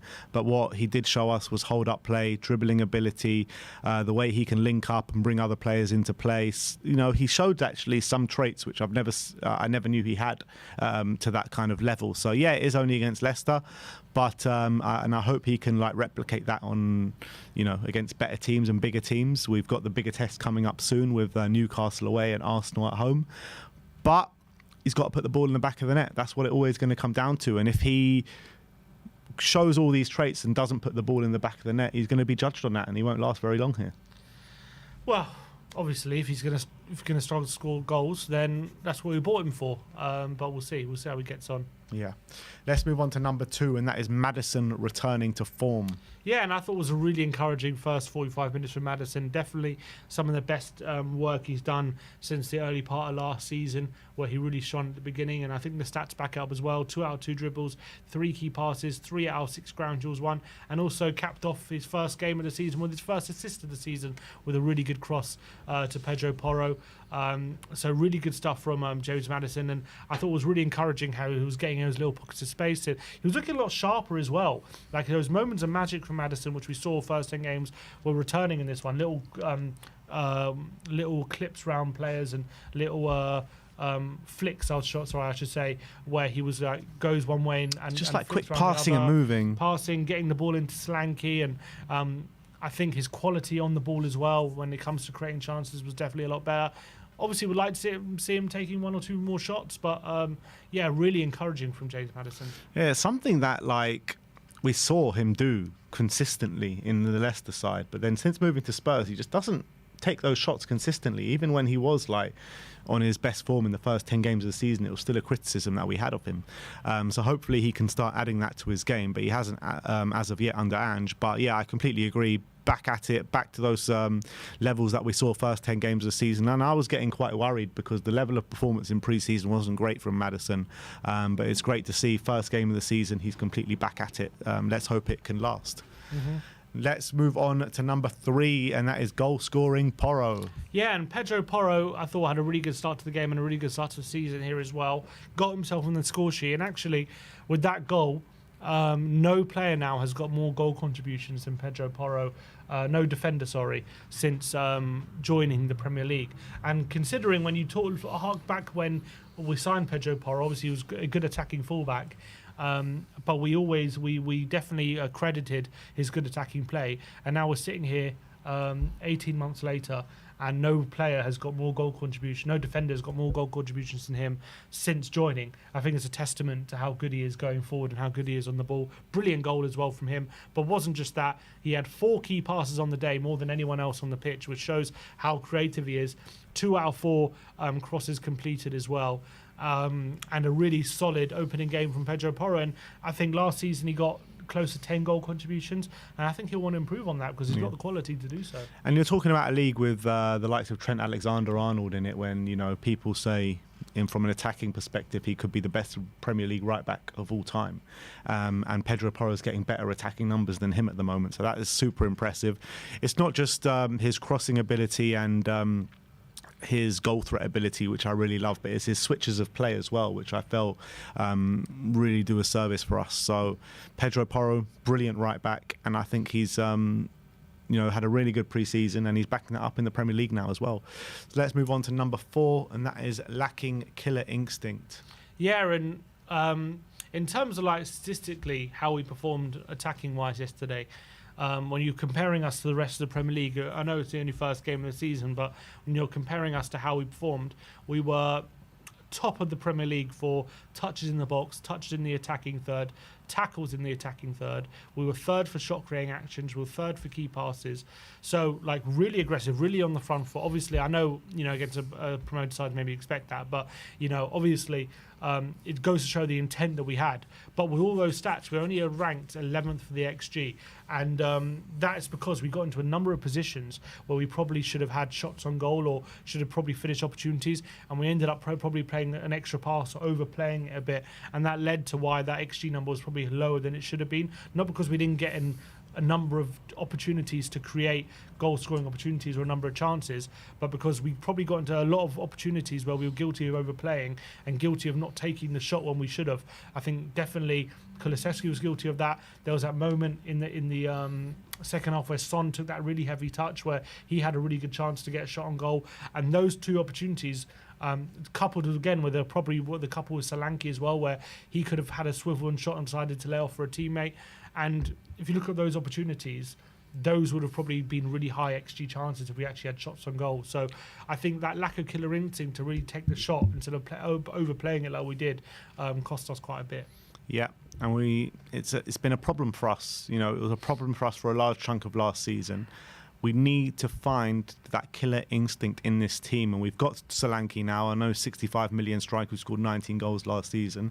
We've got Sonny who got 17 goals last season. We've got Brennan who got 15 goal contributions last season. So we've got players that know how to do it and can do it. We just need them all to gel together and to be able to put the ball in the back of the net on a consistent basis. Because I have no doubt in my mind that we've got the tools to do it now. We just need to show it on the football pitch on a consistent basis. But let's move on to the fifth and final takeaway, and that is a missed opportunity. Yeah, and I really felt like, despite, you know, Leicester, I've been looking at their team, and there is a lot of Premier League experience in that team, don't get me wrong. And I think there are some good Premier League players who've done well in the Premier League in the past in that team. The way they set up, especially in that first half, and how much control they gave us, regardless of the chance we created, we just should have been out of sight just because of how Leicester approached that game. They made it so easy for us, and we allowed us to create chances. And in terms of the chances they created, they had an XG on the day of 1.05 and 0.95 for XG was created in that 15-minute period. So apart from that 15-minute period, they created less than 0.1 XG. And that goes to show how little of the game they had. So what an opportunity it was for Spurs to really kill that game off. And there was a game where it was literally given to us on a plate, really, from Leicester on the day. And we just completely let it slip through our fingers. And it was a really good opportunity to start the day with start the season with 3 points. And we missed it with our own, not ability to kill the game off. And it also shows you in that 15-minute period how bad we actually were to concede that high XG in that 15-minute period. So poor. And it goes back to the killer instinct, and it goes back to, in terms of missed opportunity, you look around. I know it's only the first game, so maybe don't take this too much to heart, but every single one of our rivals won this weekend. In the top six. And comfortably as well. Yeah. Pretty much. So there you have it. That is your 5 takeaways from the game against Leicester. Let us know your takeaways if we did miss anything out in the comments section below. Let's move on and go and see how the internet did react to the game yesterday. We're going to start off with no context Tottenham, I believe. Oh, no, Jacko. The only mistake here is Porro. That took too much time to get back into his position, but it's also harsh on him as the situation went on very fast. Kuti was one in the right position, making the central man. Sarr wasn't marking anyone here. Kuti has 0 blame. So he's saying Kuti was marking, I don't know who that is, in this, because I guess Sarr is wrong side of him. So what is he saying? Sarr, either Porro tucks in, or Sarr should have been goal side, should have dropped in on Vardy potentially. I think there just should be better communication here, because Fatawu picks up the ball. He's taken a few touches. The problem I have with Romero here is he doesn't even seem aware that Vardy's behind him. And if he can just scream at Sarr to get goal side of him and then go and drop a couple of steps to Vardy, that would probably be the best course of action, I would say. The problem with Porro here is in terms of him tucking in. You could argue he could tuck in, but I do believe if you see the wider picture, there's a player behind Porro as well. So I think he's probably a bit looking at him. But I'm just annoyed by the organisation. It just seems completely unorganised. And how can... There's 2 defenders there, Sarr and Romero, and they just leave Vardy completely free. Someone has got to be picking him up, and that's the most frustrating thing. Yeah, absolutely. And look, as Romero's a senior centre-back, he's got to be taking responsibility. He's got to be marshalling that back line, 100%. 100%. And there's no communication, there's no leadership. Even if you're arguing Kuti's in the right position, you can't say he takes 0 blame. I'm sorry. He's got to take responsibility. He's the centre, but he's the... I completely get what you're saying. You know, Porro and Sarr definitely come into this as well, but I think the main culprit here is Kuti, in my opinion. Like, he's our general at the back. If we're unorganised, he takes blame for that. You know what I mean? Yeah. So he has to. No context. Tottenham. This tweet saying 57th minute. It's wave after wave from Tottenham here. Bentancur is the latest to see a shot saved by the Leicester goalkeeper. Hello, darkness, my old friend. And then a minute later. Oh, it's just classic Spurs, isn't it? It was so classic. Just while we're on top, just as we look like we're going to go for the throat, we go and concede a goal. Literally, I walked out the stadium yesterday, and the first thing I said was, how Spursy was that? Yeah, literally. And that's... I swear these like live updates always bait us. They always they always try and test the footballing gods. But like we're never going to get rid of this tag until these things stop happening. Yeah. And that's the reality. Always grasping defeat from the jaws of victory. Tottenham Hotspur, classic. Touchline. Tobes says, I wasn't joking. Start Odebear versus Everton at right wing. Keep Son and Solanke in the same positions. See how that goes. If I'm Ange, I'd also experiment a 4-4-2 diamond in some games this season, considering how much of centre mids and 10s we have and the lack of a strong winger. Would you start Odebear against Everton? Would I start Odebear? I would.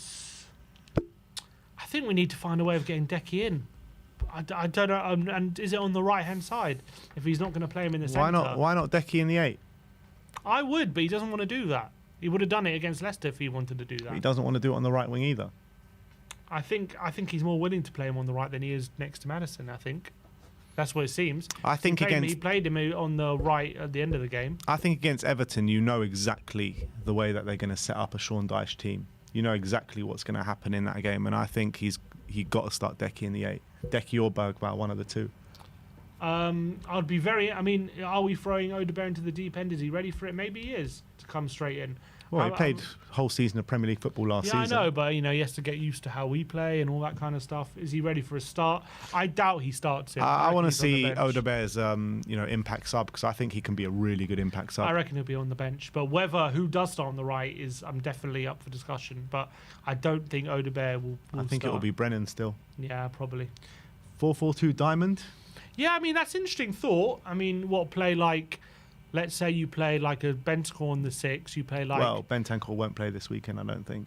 Not this weekend, but I'm saying in general, if you're playing a diamond or even like a grey, and then you got like Bergvall, you got maybe Maddison at the top of the diamond, maybe you got like a Bergvall, Sarr, and Bentancur in that diamond. I mean that could work, but it's obviously going to be very narrow. That would rely very heavily on. And Son and Solanke up front. Son and Solanke up front, get Son a bit more central, but you're heavily relying on Porro and Udogie to dominate those wide areas. I don't know if Porro. I reckon Udogie might be able to, but I'm not sure about Porro. If he can do that whole side, I don't know. It might be a bit much for him. You will have Sarr there to help him out. You have Sarr, you have Bergvall. You play Sarr on the right of the diamond. Also, but that completely goes against how Ange plays. There's no width at all in the attack. Yeah. So we go from the most wide attack probably in the whole league to the narrowest attack. I mean, but in terms of having width there, you have Udogie and Porro for the width, and I think that's when Porro is probably at his most dangerous, getting good crosses into the box. Unless you're saying in possession, maybe like Bentancur drops into the back 3, and then you allow Porro and Udogie to get forward. Maybe that's how. Either way, I don't think it's happening. Yeah, no, I find it highly unlikely. Lily White Rose says, not many of us would swap any of Porro, Romero, Van de Ven or Udogie, but we see this time and time again. And I was actually saying this at the game yesterday. It's like, you would not transfer out any of these defenders. They're all top defenders in their own right. Udogie, probably in the top, 2 left backs in the Premier League right now. Porro, one of the most goal contributions from a right back in the Premier League. Romero, World Cup winner. Van de Ven, everyone's been waxing lyrical about him. Yeah, it's just time and time again. We just see this garbage. As I've said, they're actually, as I've said, I actually think our defending is very good. But our defending is very good when we're not defending. Our defending is very good. Our defending is very good when we're going forward and we're penning the team in and we're preventing the opposition. But why are they not good when we're defending? Because I feel like, I don't know. It's a difficult question to answer. When we're you're actually a good defender when you're not defending. Huh? Yeah, we are. They actually defend really well. It sounds funny to say, but I really believe that. When we're on the front foot and we're penning the other team in, we defend really well, preventing the other team gaining a foothold in the game. But once they do have a foothold and once they've gained a bit of territory and they're getting in on our back line and we need to be compact, we're all over the place. And when we have to defend properly, we seem so disorganised. We let runners go all the time. No one's marking anyone. No one's taking responsibility for anything. No one's shouting, pick him up, pick him up. It just seems to be so haphazard. But when we're in the other phase of the game, we're actually really good at just penning teams in and forcing them long, preventing them from actually getting in on our goal. And so that is also defending in a way, but it's a different type of defending in a different phase of game. But in this kind of phase, we're terrible. We're absolutely atrocious, and I'm kind of lost at the moment. Like, what the plan is for Ange? Is it just to not have? Is the plan to not be in these phases enough that we concede that many goals, or is it that, or is the plan to be a lot more organised in the back? I just don't know. Sure, I cannot sit here and believe that the plan is to not be organised at the back and to throw this up. It's not to week not in, be week out. organised, but is it like, does he not put an emphasis on that? He has to. I can't believe that he doesn't. Like, this is ridiculous. Otherwise, unless it's like a part of a process thing where he wants to get the attacking play down to a T and then he's going to start working on the defence. I don't know, but there has to be a plan of working on this defensive structure. There has to be. Well, I mean, he's had a year and it's still the same. Yeah. Well, look, it's the first game. Maybe it'll improve. But you gotta say though, like, take Arsenal for an example. Like, how long did they take to get into a proper defensive structure? It took them a long time. Yeah, you could argue that. Like, how long? And I do like 3 years. And I do like our structure when we're in control of the game. Our defense structure is actually really good. Even if for example, even last season, like say the Arsenal game, I know we conceded goals from set pieces, but when we were on top of them and we were penning them in, they really struggled to get out. And then they got a few set pieces and they scored. But that structure of when we're penning a team in and we're suffocating them, we're really good at that. But but once we let that control slip, then all of a sudden we're in trouble. It's all very well being good at that though, but you got to put the ball in the back of the net to make it count. That's the thing. So I think the plan is for a game like yesterday is probably to win it 4-5-1, and no one would care about that one goal we concede, but we didn't put the ball in the net, and that's where the problem comes. Raj Chauhan says Leicester have barely had any territory but still could have had 4 goals in this second half.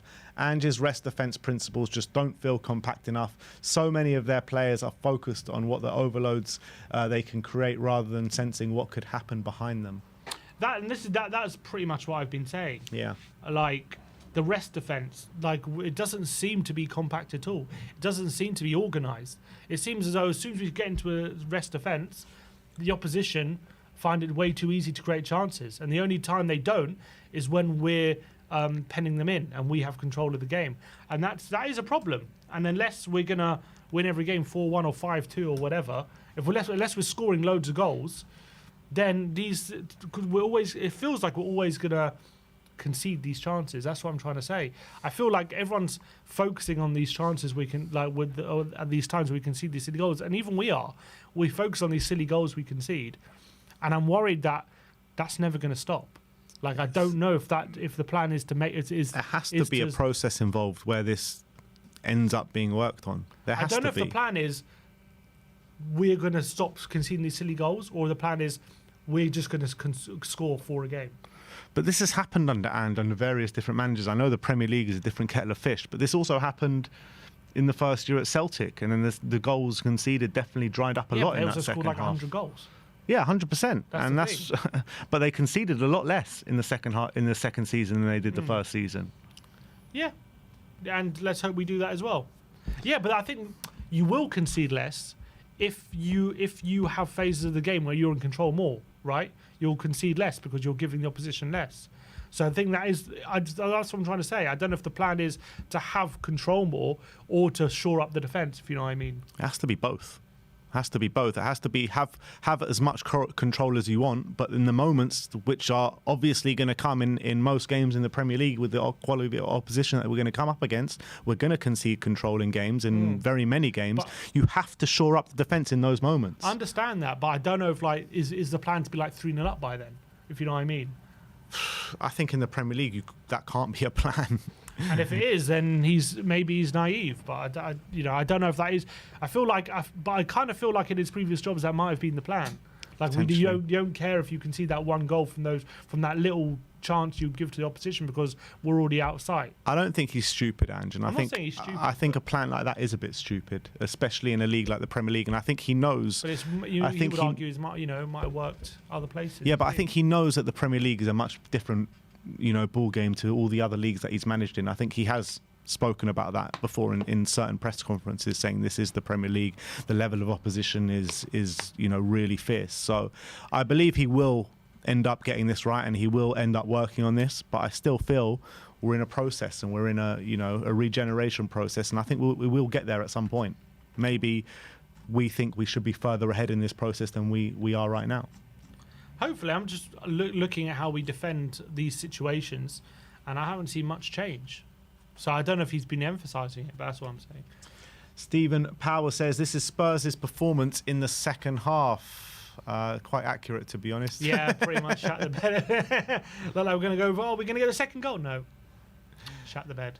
Talking CHSC says, make no mistake about it, that is a terrible, terrible result with Spurs, regardless of which game week it may be.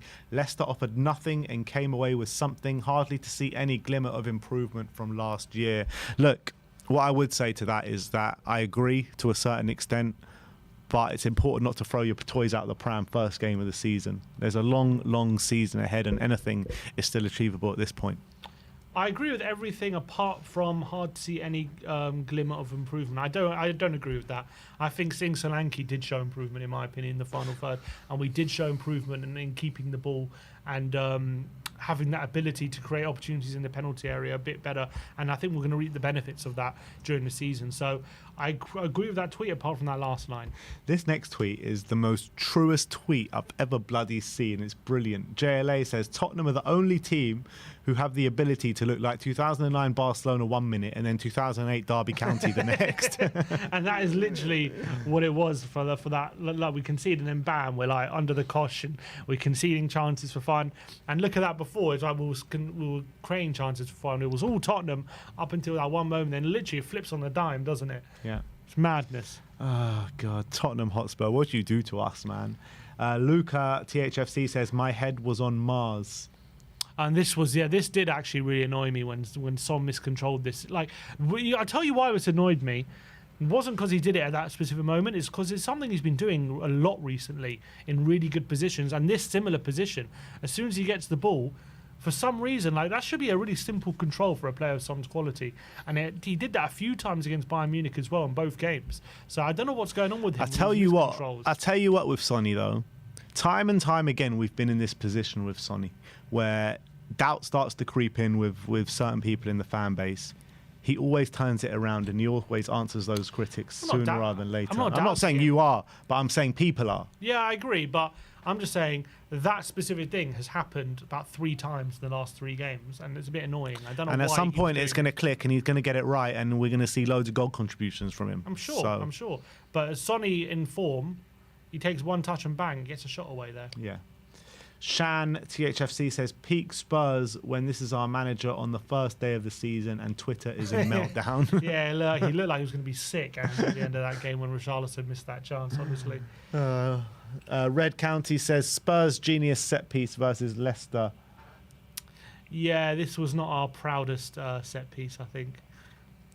When a set piece ends up, I was absolutely screaming at this point. I promise you, oh my God, I was absolutely screaming. We went from a corner to back to the keeper, and there was no need for it. There was no need for it whatsoever because there was so many passes on that Sarr had. And actually, we were looking quite good when we were swinging it straight in as well. So there's no need to even play it short. Oh, it's so frustrating. There were so many passes on Sarr could have done instead of go back to the keeper.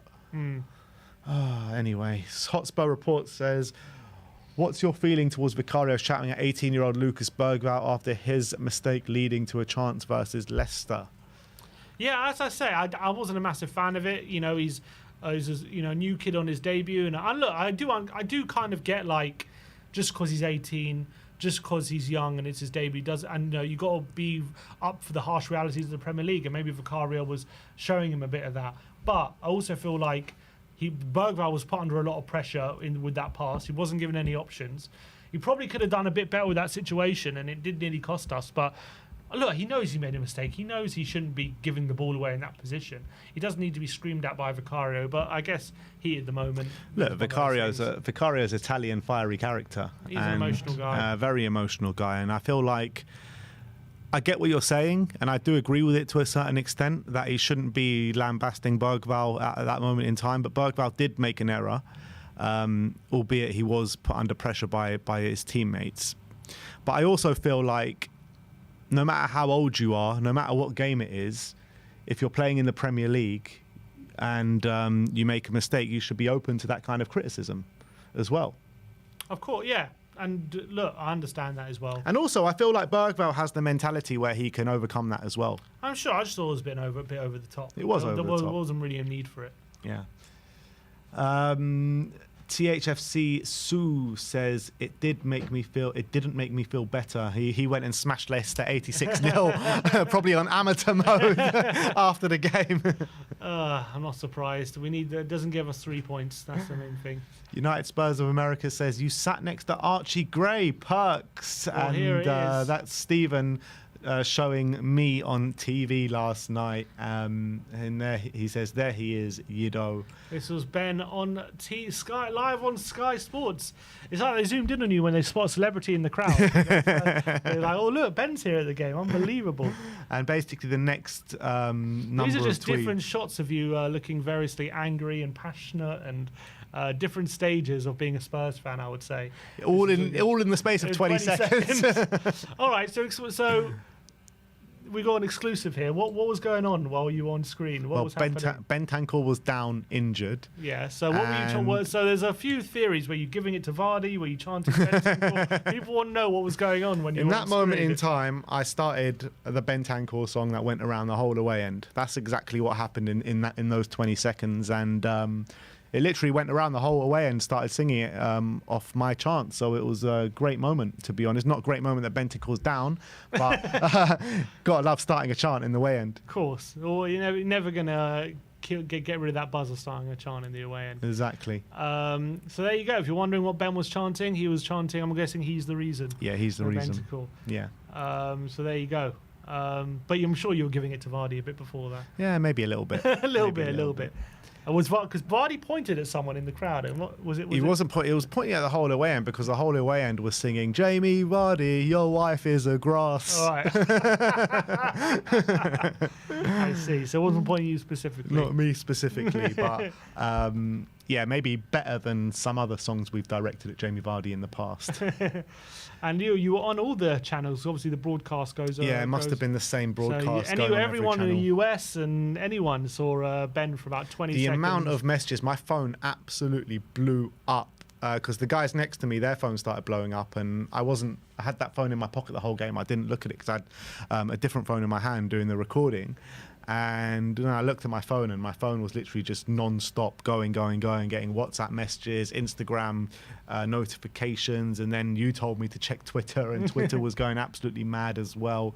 So everyone that watched this game, because usually when a fan pops up, it just like breezes past them for a second. Yeah. But this one, I was on it for like 15, 20 seconds. Yeah, so. proper lingered on you, which was quite funny. Yeah, and then I watched your reaction on the watch along as well when I showed up as well. I was just shocked. I just couldn't believe because I was all depressed about Bentancur. I was like, oh, what? Shit, Ben's on screen. What the hell?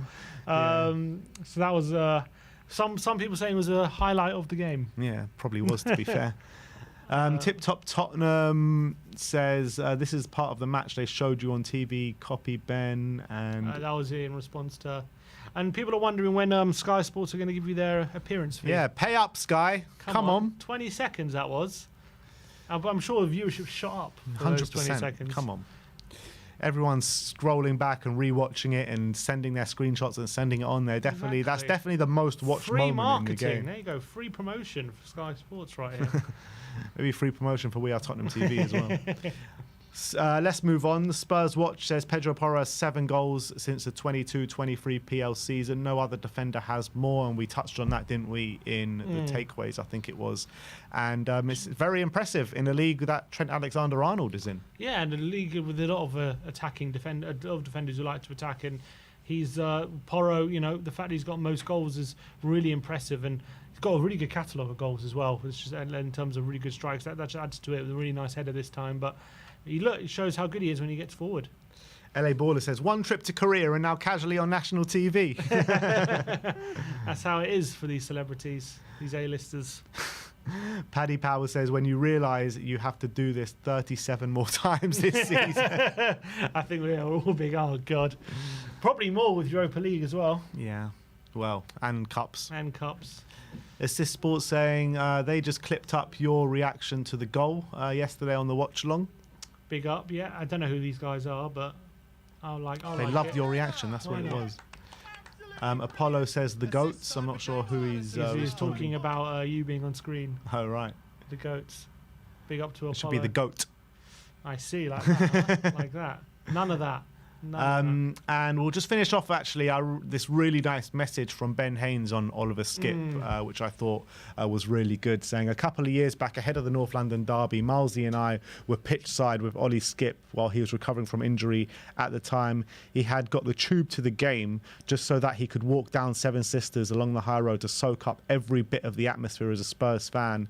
In the media, on social media, as fans, we always ask for players to get what it means to play for the club we all support. Skippy is not only a literal embodiment of that, but also a total professional and a brilliant guy alongside it. Hope you smash it at Leicester, Skippy, and see you soon. And that is a really nice message to Skippy, and obviously it's something I never really knew that he did, walking down Seven Sisters on a North London derby day. And you know what, walking down Seven Sisters on a North London derby day can spring up a lot of different surprises where you're at certain points, so credit to him for doing that to soak up the atmosphere. And on his parting message, he did say, because we know he's a Spurs boy, he's been a Spurs boy his whole life, he said he will be back as a fan one day, and that just shows you what Ollie Skip is. Yeah, and that just makes me just even more sad that it never really worked out for him and wasn't able to kind of make it, as a proper first team player at Tottenham in terms of, proper important player, albeit did actually surprisingly make over 100 appearances for Tottenham, which took me by surprise when I read that. But I really thought, he was going to be a player, in a mainstay in the team. Didn't quite happen for him, but look, you never know what can happen in the future. If he kills it at Leicester and we need a midfielder down the line, I wouldn't be surprised if we revisit him. Who knows? Yeah, I'm not sure about that. Maybe, Who knows? maybe. Why not? If he shows to be the player that we all thought he would be, then why not revisit this? I think maybe if we had like a Conte, Nuno, not Nuno, but a Conte or a Mourinho style manager with that kind of pragmatic football, but I can't see it in an attacking system. I'm saying if he shows he could do a bit more on the ball. Yeah, maybe. You never know. Maybe. But he'll definitely be back as a fan one day, and I look forward to being alongside Ollie Skip in an away end one day. One day we might need some homegrown players. We need that now, and we got rid of him. Yeah, but if he shows it, look, I wouldn't. I'm just saying, you never know what happens in the future. Football's a funny game. It's a funny old game, as they say. So, yeah, that is the way the internet did react to the game yesterday. A couple of super chats from Jory saying zonal defence is trash and has always been. I agree with that, to be fair. And he also says, we are Tottenham TV offering ad space on Ben's forehead now. Oh, Jory. Oh, my God. He's violent today. No, he woke up and chose violence, Jory. Woke up and chose absolute violence. Jorical. Brutal. All right, let's go on to the last segment of the stream, and we are going to be going into the first weekend of Review the Prem, where me and Sim go head-to-head in predicting Premier League outcomes. We have scores on the doors. Obviously, it is currently 0-0, first episode. It's 5 points for a completely correct scoreline, 1 point for a correct result, and the star man, once you pick that man, you can't pick them again for the rest of the season. It's 5 points for a goal, 2 points for an assist.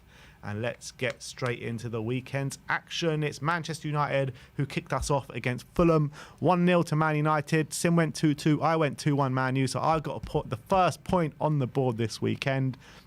And I thought Man U deserved their win. Maybe not the most enthralling performance from them, but I thought they had numerous amounts of chances in the game where they probably should have put away more than they did. So I did think it was a deserved victory for Man U. I think they deserved the victory, but I did think it was more of the same, to be honest. I wasn't that many chances though where they could have scored. I'm just saying I wasn't that impressed with them. They did have chances. Don't get me wrong. Obviously, Fulham are a decent side. Like Bruno missed like 2 1-on-1s. Yeah, but in that second half, before they got the winner, Fulham must have had 4 or 5 counter-attacks, where Man United were well outnumbered. And if Fulham had better attacking players, they would have at least taken advantage of at least 2 of them. Yeah, and that's fair. And Fulham could have easily been 1-0 up before Man United scored. Yeah, you're probably right. United, Rude missing some really gilt-edged chances in that first half. So they'll feel like that late goal was deserved for the chances they created early on. But I also think if they would have dropped points, I don't think they could have complained too much with how much encouragement they gave Fulham as well. So look, they got the win. They'll take it. I wasn't that impressed, but I think they deserved it just about. Yeah, it was deserved 3 points in my opinion. Let's move on. Saying Xerxes getting the winner, a really nice finish from him, and he comes off the bench and makes a difference. Yeah, it's a little flick at the near post, right into the corner. Wasn't a goal that tell me, he's going to score loads in this league, but really nice goal to get to mark your debut. Yeah.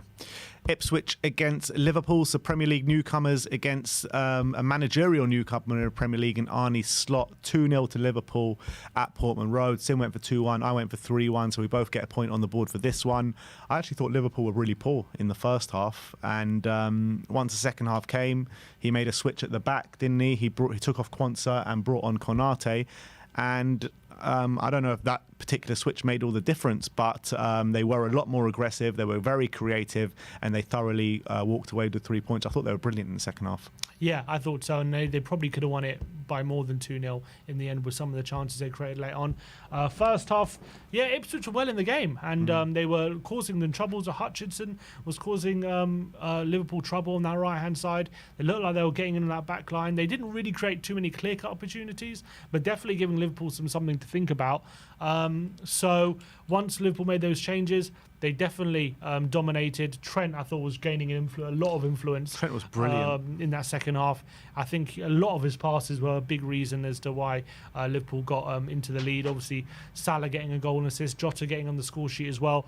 And Jota probably should have scored 2 on the day as well. Yeah, and I think it ended up being a convincing victory in the end with that. But Liverpool will be a bit disappointed how the first half went, but I think they thoroughly deserved the win. And I think if it would have been 3-0, probably wouldn't have flattered them in that second half. Yeah, absolutely. So, but I think a good start to Arnie Slot's tenure at Anfield for sure.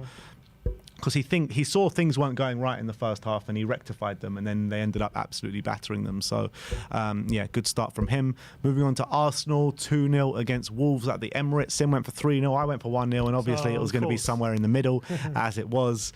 And I think it was just more of the same from Arsenal that we saw last season. I don't think it was like a scintillating display from Arsenal, but they did more than enough to win the game. Good goals from them, particularly from Bukayo Saka. There was a moment in that second half, though, wasn't there, where Wolves kind of were growing in influence in the game. I thought there was a presentable chance. I can't remember who it was for. Cunha, where it was a really bad pass out the back from Saliba, I think it was. So if he puts that away, you never know what could have happened. But ultimately, it was a deserved 3 points for Arsenal. Yeah, I actually thought Wolves had a bit more of the game than I thought they would in this one. Obviously, Arsenal take a lead fairly early through Kai Havertz. Good crossing by Saka. Havertz continuing his really good form, getting ahead of the keeper and heading into the empty net. I think the keeper will be a bit disappointed, but I have to say it's good quality from Saka and good run from Havertz. So he just gets ahead of the keeper, makes it 1-0. I did feel like, though, 1-0 up until Arsenal scored their second, Wolves had about 2 or 3 really good chances to make it 1-1, and with a bit more quality, probably would have done so. There was one where a cross comes in from the right-hand side from Hwang, and then the striker Larson gets ahead of Saliba with a flick header, and it needed an unbelievable one-handed save from Raya to make sure that they didn't make it 1-1. Then William Saliba gives the ball away right on the edge of his own area, gives it straight to Cunha. He's got a one-on-one with Raya, and unfortunately the finish was on his left foot, and he completely just undercooks it and goes straight into Raya's arms. But that was a really presentable chance for Wolves to make it 1-1 as well. And I thought at that period, if you asked me on the balance of play at 1-0, who was more likely to get the next goal, on the balance of play, you probably would have said Wolves, how the game was going. But Arsenal get that second goal, which, by the way, comes from a really good piece of play because they win a free kick in the middle of the park. And I think the Wolves players are too busy complaining. Havertz takes it quickly, gets it very quickly out wide to Saka, who cuts inside and smashes it in for 2-0. Once the game goes to 2-0, the game is dead at that point, especially with the lack of quality in Wolves' front line. And then at that point as well, Arsenal could have probably won it by 3 or 4 because of the chance they created at 2-0. But I have to say, at 1-0, Wolves could have definitely been in that game. Yeah, but still, a deserved victory for Arsenal nonetheless. Everton against Brighton. It did finish 3-0 to Brighton at Goodison Park. Sim went for 1-1, as did I. But I thought Brighton were scintillating on the day, and I think they were probably the standout team of the first weekend in the Premier League under new manager. It doesn't matter who comes in. It seems like they get better and better with every manager that goes by, you know, because Potter did a very good job at Brighton. De Zerbi comes in and he takes them up a level. And this manager has come in and he's had an absolutely storming first game of the season. I always butcher his name. Fabian Hertzler, isn't it? Hertzler. Is it Hertzler? Yeah.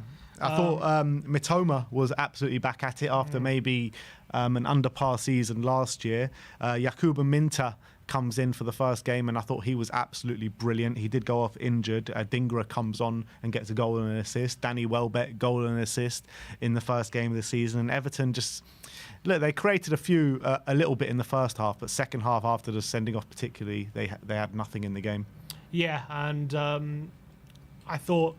Look, to be fair, they created chances, didn't they? McNeil hit the post with a really good chance in that first half. And, you know, with Brighton, I mean, I was about to say, you know, with Brighton, you're always going to get chances, but obviously it's a different manager, so you don't necessarily know that for sure. But they clearly, he still plays attacking football. He still plays a really high line. You saw that with how Everton were exploiting it in the early parts of that game. But Brighton kept their principles, and once they got a foothold in that game, they were just playing through Everton so beautifully. The first goal, you can see, starts right from the edge of the area. I think it's Mats Wiefer who's under a bit of pressure. He plays his way out of trouble, gets it to Mitoma, who plays his way out to Minter, follows his run to the right hand side, and Mitoma follows it to the back post.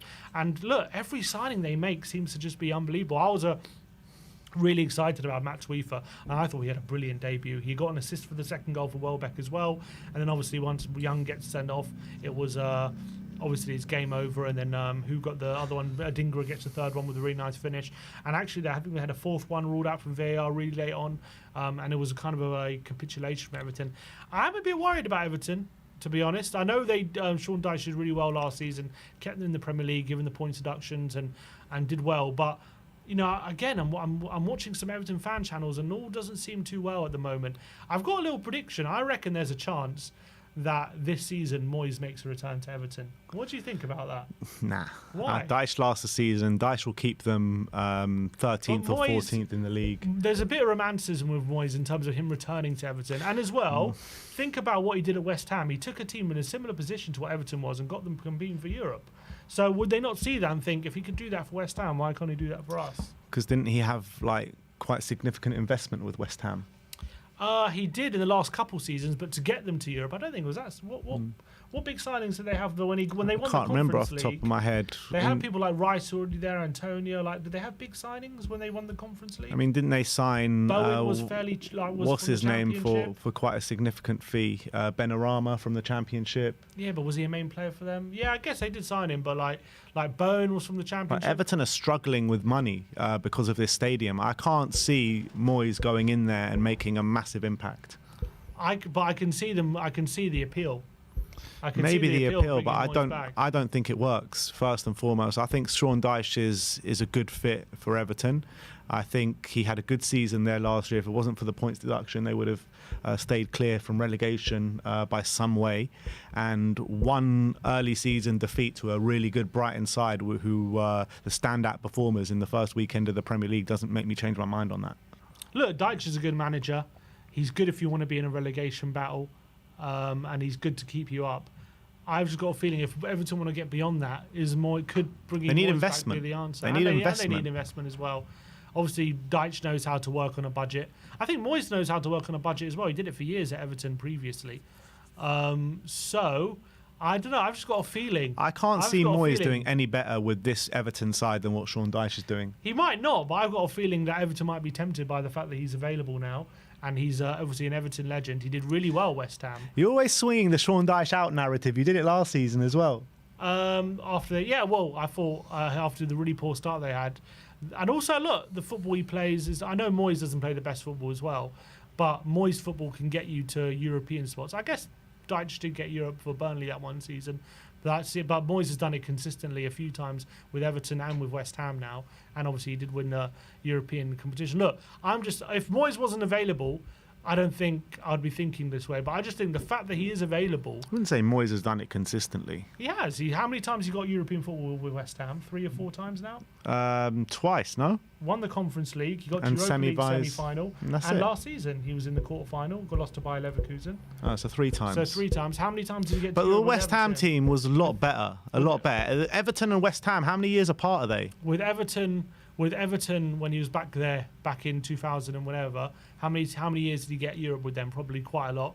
He has consistently gotten European football as a manager. I think if they think Moyes is the answer, I think they're deluded. They might do. I don't know. I just got a feeling. I've got a prediction that if things do go bad with Deitch, I reckon they bring Moyes back.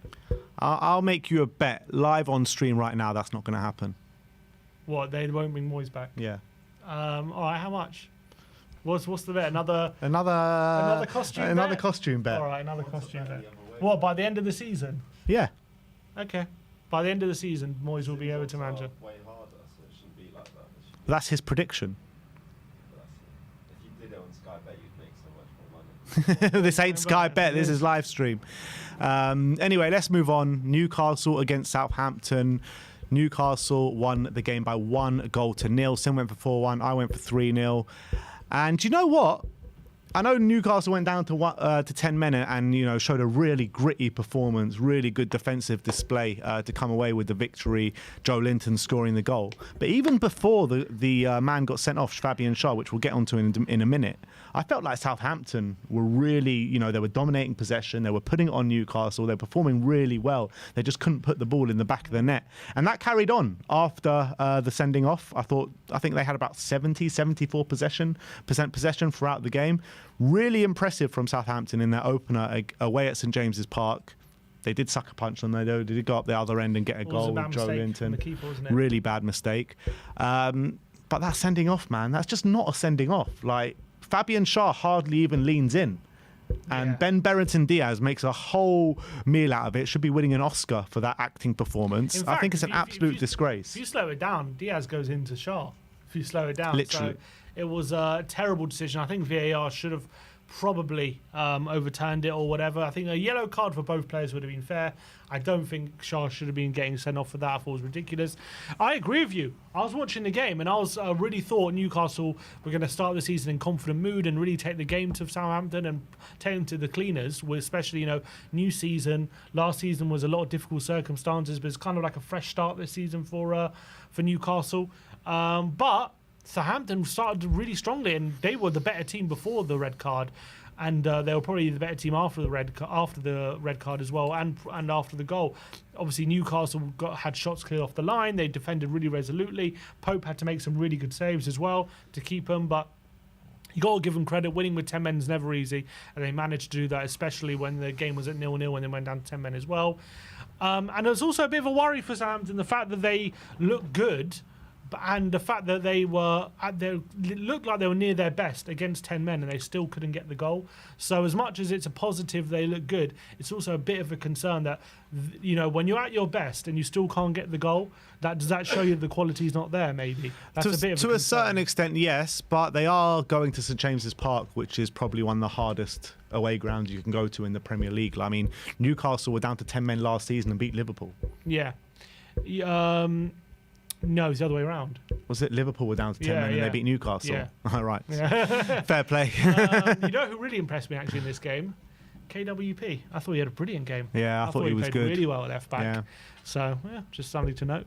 Nottingham Forest against Bournemouth finished 1-1. We both went for Bournemouth win. Sim went for 3-2. I went for 2-1. Chris Wood opens the scoring just after a horror injury for Danilo.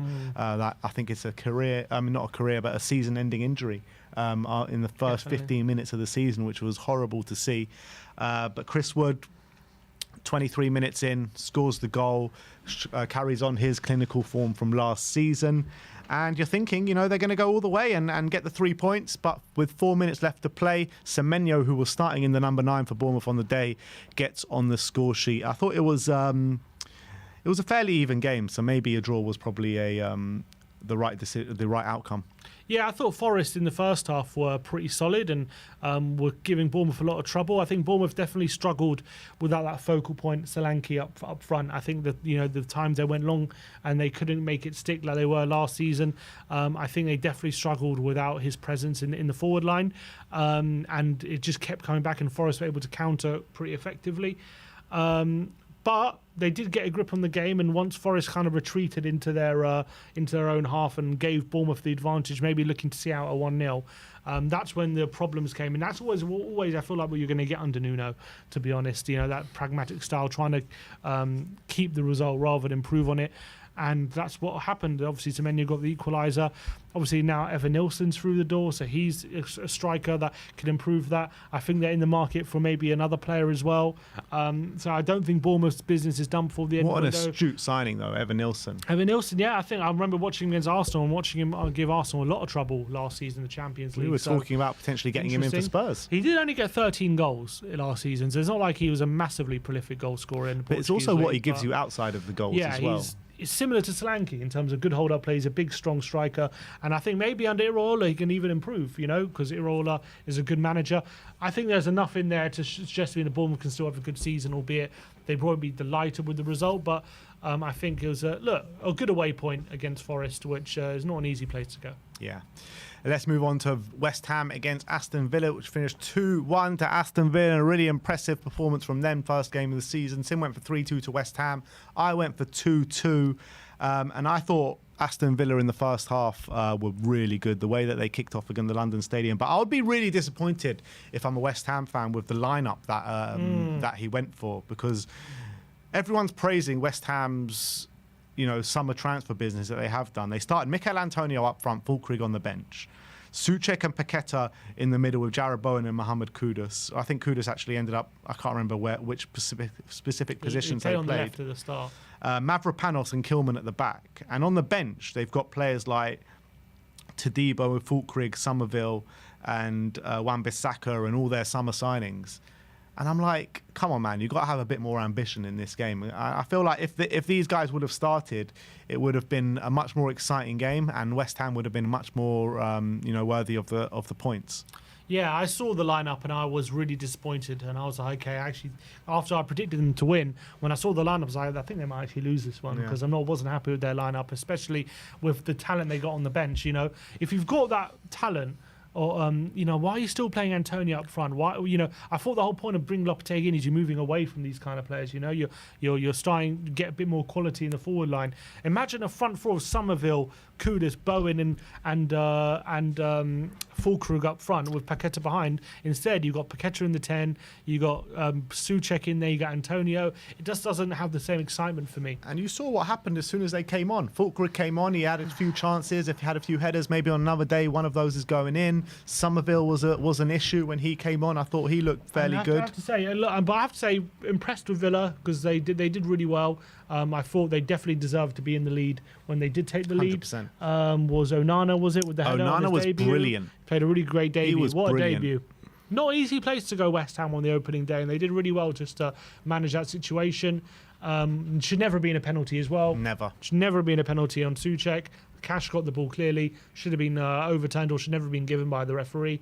And then I think I thought second half was a bit more even. I thought Villa were definitely the better team in the first half. I thought second half was a bit even. Both teams probably not doing much. And then they just get the moment of quality. John Duran, who was doing hammer signs about a month ago because he was about to sign for West Ham. Scores the winner against West Ham. Which was incredible. And I have to say, actually, when Villa made their subs, they actually were really impressive. I thought Maddison was really impressive when he came on. I thought Philogene looked decent, and obviously Duran scored the winner. So I thought West Ham probably gained some control in the second half, and then Villa made some really good subs, and so they got the win. Impressive win, and for a team I think I'm backing to struggle, it was a really impressive opening day. But look, when Champions League football comes in, we'll see how they fare. Yeah. Watkins really disappointing as well opening day. Yeah, he was anonymous. He showed that maybe he hasn't had too much of a pre-season because he didn't play a minute in pre-season. Struggled. He only lasted an hour, I think. Yeah. Brentford against Crystal Palace up next. Brentford won the game by 2-1. Both of us going for 1-1 in this game. And maybe it should have been a draw because Eberechi Eze scores a goal from a free kick and it's ruled out for literally no reason. Yeah. Like, literally no reason. I have no idea what a free kick that was, by the way. He admitted it was a mistake. The referee. Eze did said, he? Yeah. Yeah, Eze said that the referee admitted to him it was a mistake because I think what happened was, so the free kick's coming in from the right hand side. Referee's kind of half paying attention to the free kick and half paying attention to what's going on in the middle. And I think he assumes that Eze's crossing it in. So I think he kind of hears Eze hit the ball. He then sees it as like some sort of foul and he blows it immediately then rather than waiting to see how the play plays out. And if he would have seen that Eze was taking a shot, then he maybe would have been a bit more. He would have waited to blow his whistle. But I think he assumed that because Eze was crossing in, that what was happening in the centre was going to have a material effect on what on that set piece. And it was just an error, a big screw up, and we were robbed of a brilliant free kick from Eze, unfortunately. So that was a big shame. A bit disappointed in Palace, to be honest. I thought they started really well. Yeah, they started well. Obviously, that goal gets chalked off, and then a minute later, Mbeumo scores with a brilliant goal of himself by Brian Mbeumo, who again to me shows he should be someone who is talked about with moves. In my opinion, I think he's so good. A brilliant goal from him. Palace do get themselves back in the game with an own goal, but I have to say, I thought Brentford were really causing them problems on the counter-attack, and they'll be a bit disappointed, Palace, with that they probably should have a bit more control in this game. Kamado looked a bit out of sorts in his first game. Ismaili Sarr came on, didn't do much. Yeah, came on 5 minutes. So, look, probably a draw might have been a fair result, but obviously a bit disappointing with the goal they conceded right at the end. Worcester tapping at home after a bobble, and Henderson couldn't keep it out. Yeah, Henderson's a bit poor there, but I felt like once Mbeumo scored, it kind of knocked the stuffing out of Crystal Palace, and Brentford were the much better side going towards the end of that first half. They were playing some really nice football. They really were. Considering how Palace ended last season, I thought saw a bit more of a confident Palace, but no Elise, it's going to take a while to adjust to that, I guess. Yeah, and no Tony for Brentford. And no Tony. Tony was out the team.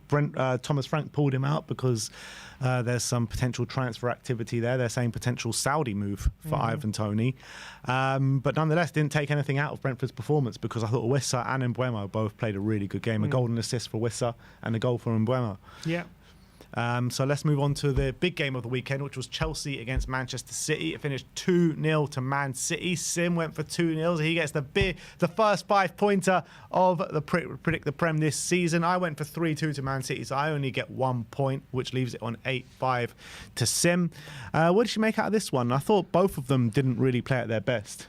Yeah, I felt like City didn't really get out of first gear. Chelsea were causing them a bit of trouble, but I felt like Chelsea were played with the same problems that they've been played for the last 2 seasons, where they get into promising positions and can't seem to do much with it. I thought Jackson was guilty of wasting a number of promising opportunities, and Kunku as well.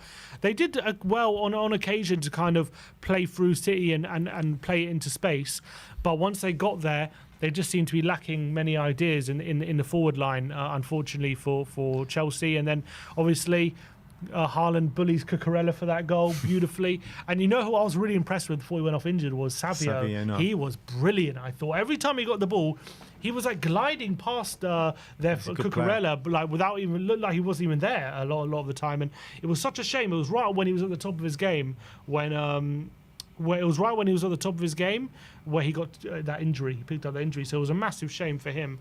But I thought Doku looked really good as well.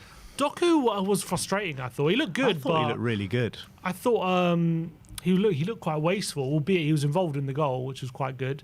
Good play from Bernardo as well. And then obviously second half, I thought Chelsea ran out of ideas a bit. That goal from Kovacic was embarrassing from Chelsea. Absolutely embarrassing. The way he kind of just walks past 200 million pound midfielders. Like how can that happen with 5 minutes to go, and then the keeper should be doing a lot better as well. Like absolutely embarrassing from Chelsea. Yeah, gave the ball away, and the best midfielder on the park was the one Chelsea sold. You could probably say for 25 million. So obviously, I think it was a routine victory for City in the end. I think Chelsea's second half couldn't really hurt Man City. But I guess the main story was, Sterling putting out a statement before the game after being left out. And, if you're Chelsea, that's not what you need on the first game of the season.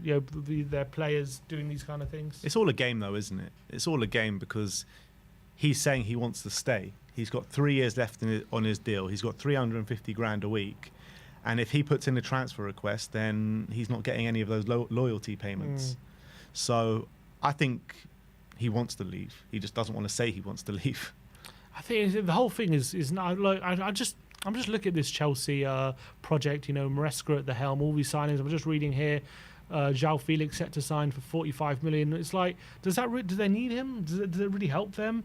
I completely agree with Carragher. They just need to stop signing players. Like, it's just so much. Yeah. It's just so unnecessary, and I just don't think it helps them at the end of the day. Like, to get them to where if they just think more signings is the answer. I don't know if They've they got a realise good what the team problem there. is. They just need to gel them, but they've got like a squad of like 2,000 players. It's crazy. I don't know. I don't know what they're playing at, to be honest. But you look at that starting 11, it's a good 11. They As just I need to said, gel. They've got a good level. I don't think that the quality of player at Chelsea's hasn't been the problem in the last 2 years, in my opinion. They've always had good teams. It's been something more deeper than that, in my opinion. And last but not least, Leicester against Tottenham. It finished 1-1. Sim went for 3-1 to Spurs. I went for 2-1 to Spurs. And when Leicester equalised, I was like, come on, 5 points coming my way. But it didn't seem to materialise that way.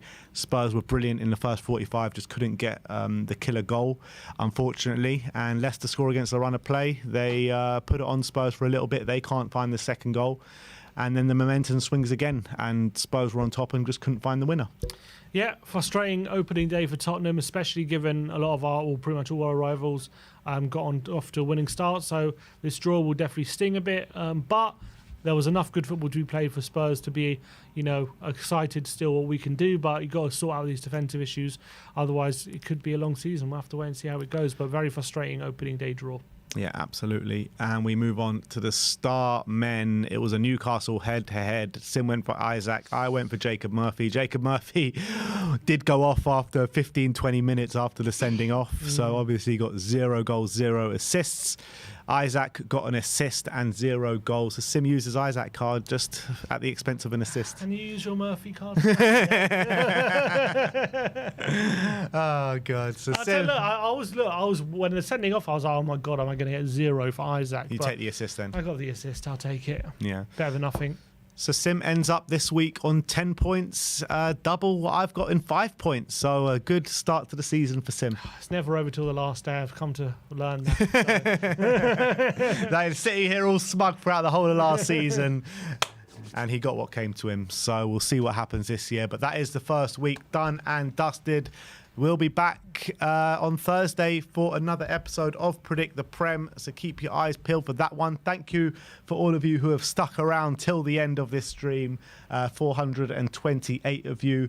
220 likes. So please go scroll down and smash that like button. Smash that subscribe button if you're new around here as well. But we'll see you all very soon. Like, subscribe and comment. And as always, come on, you Spurs.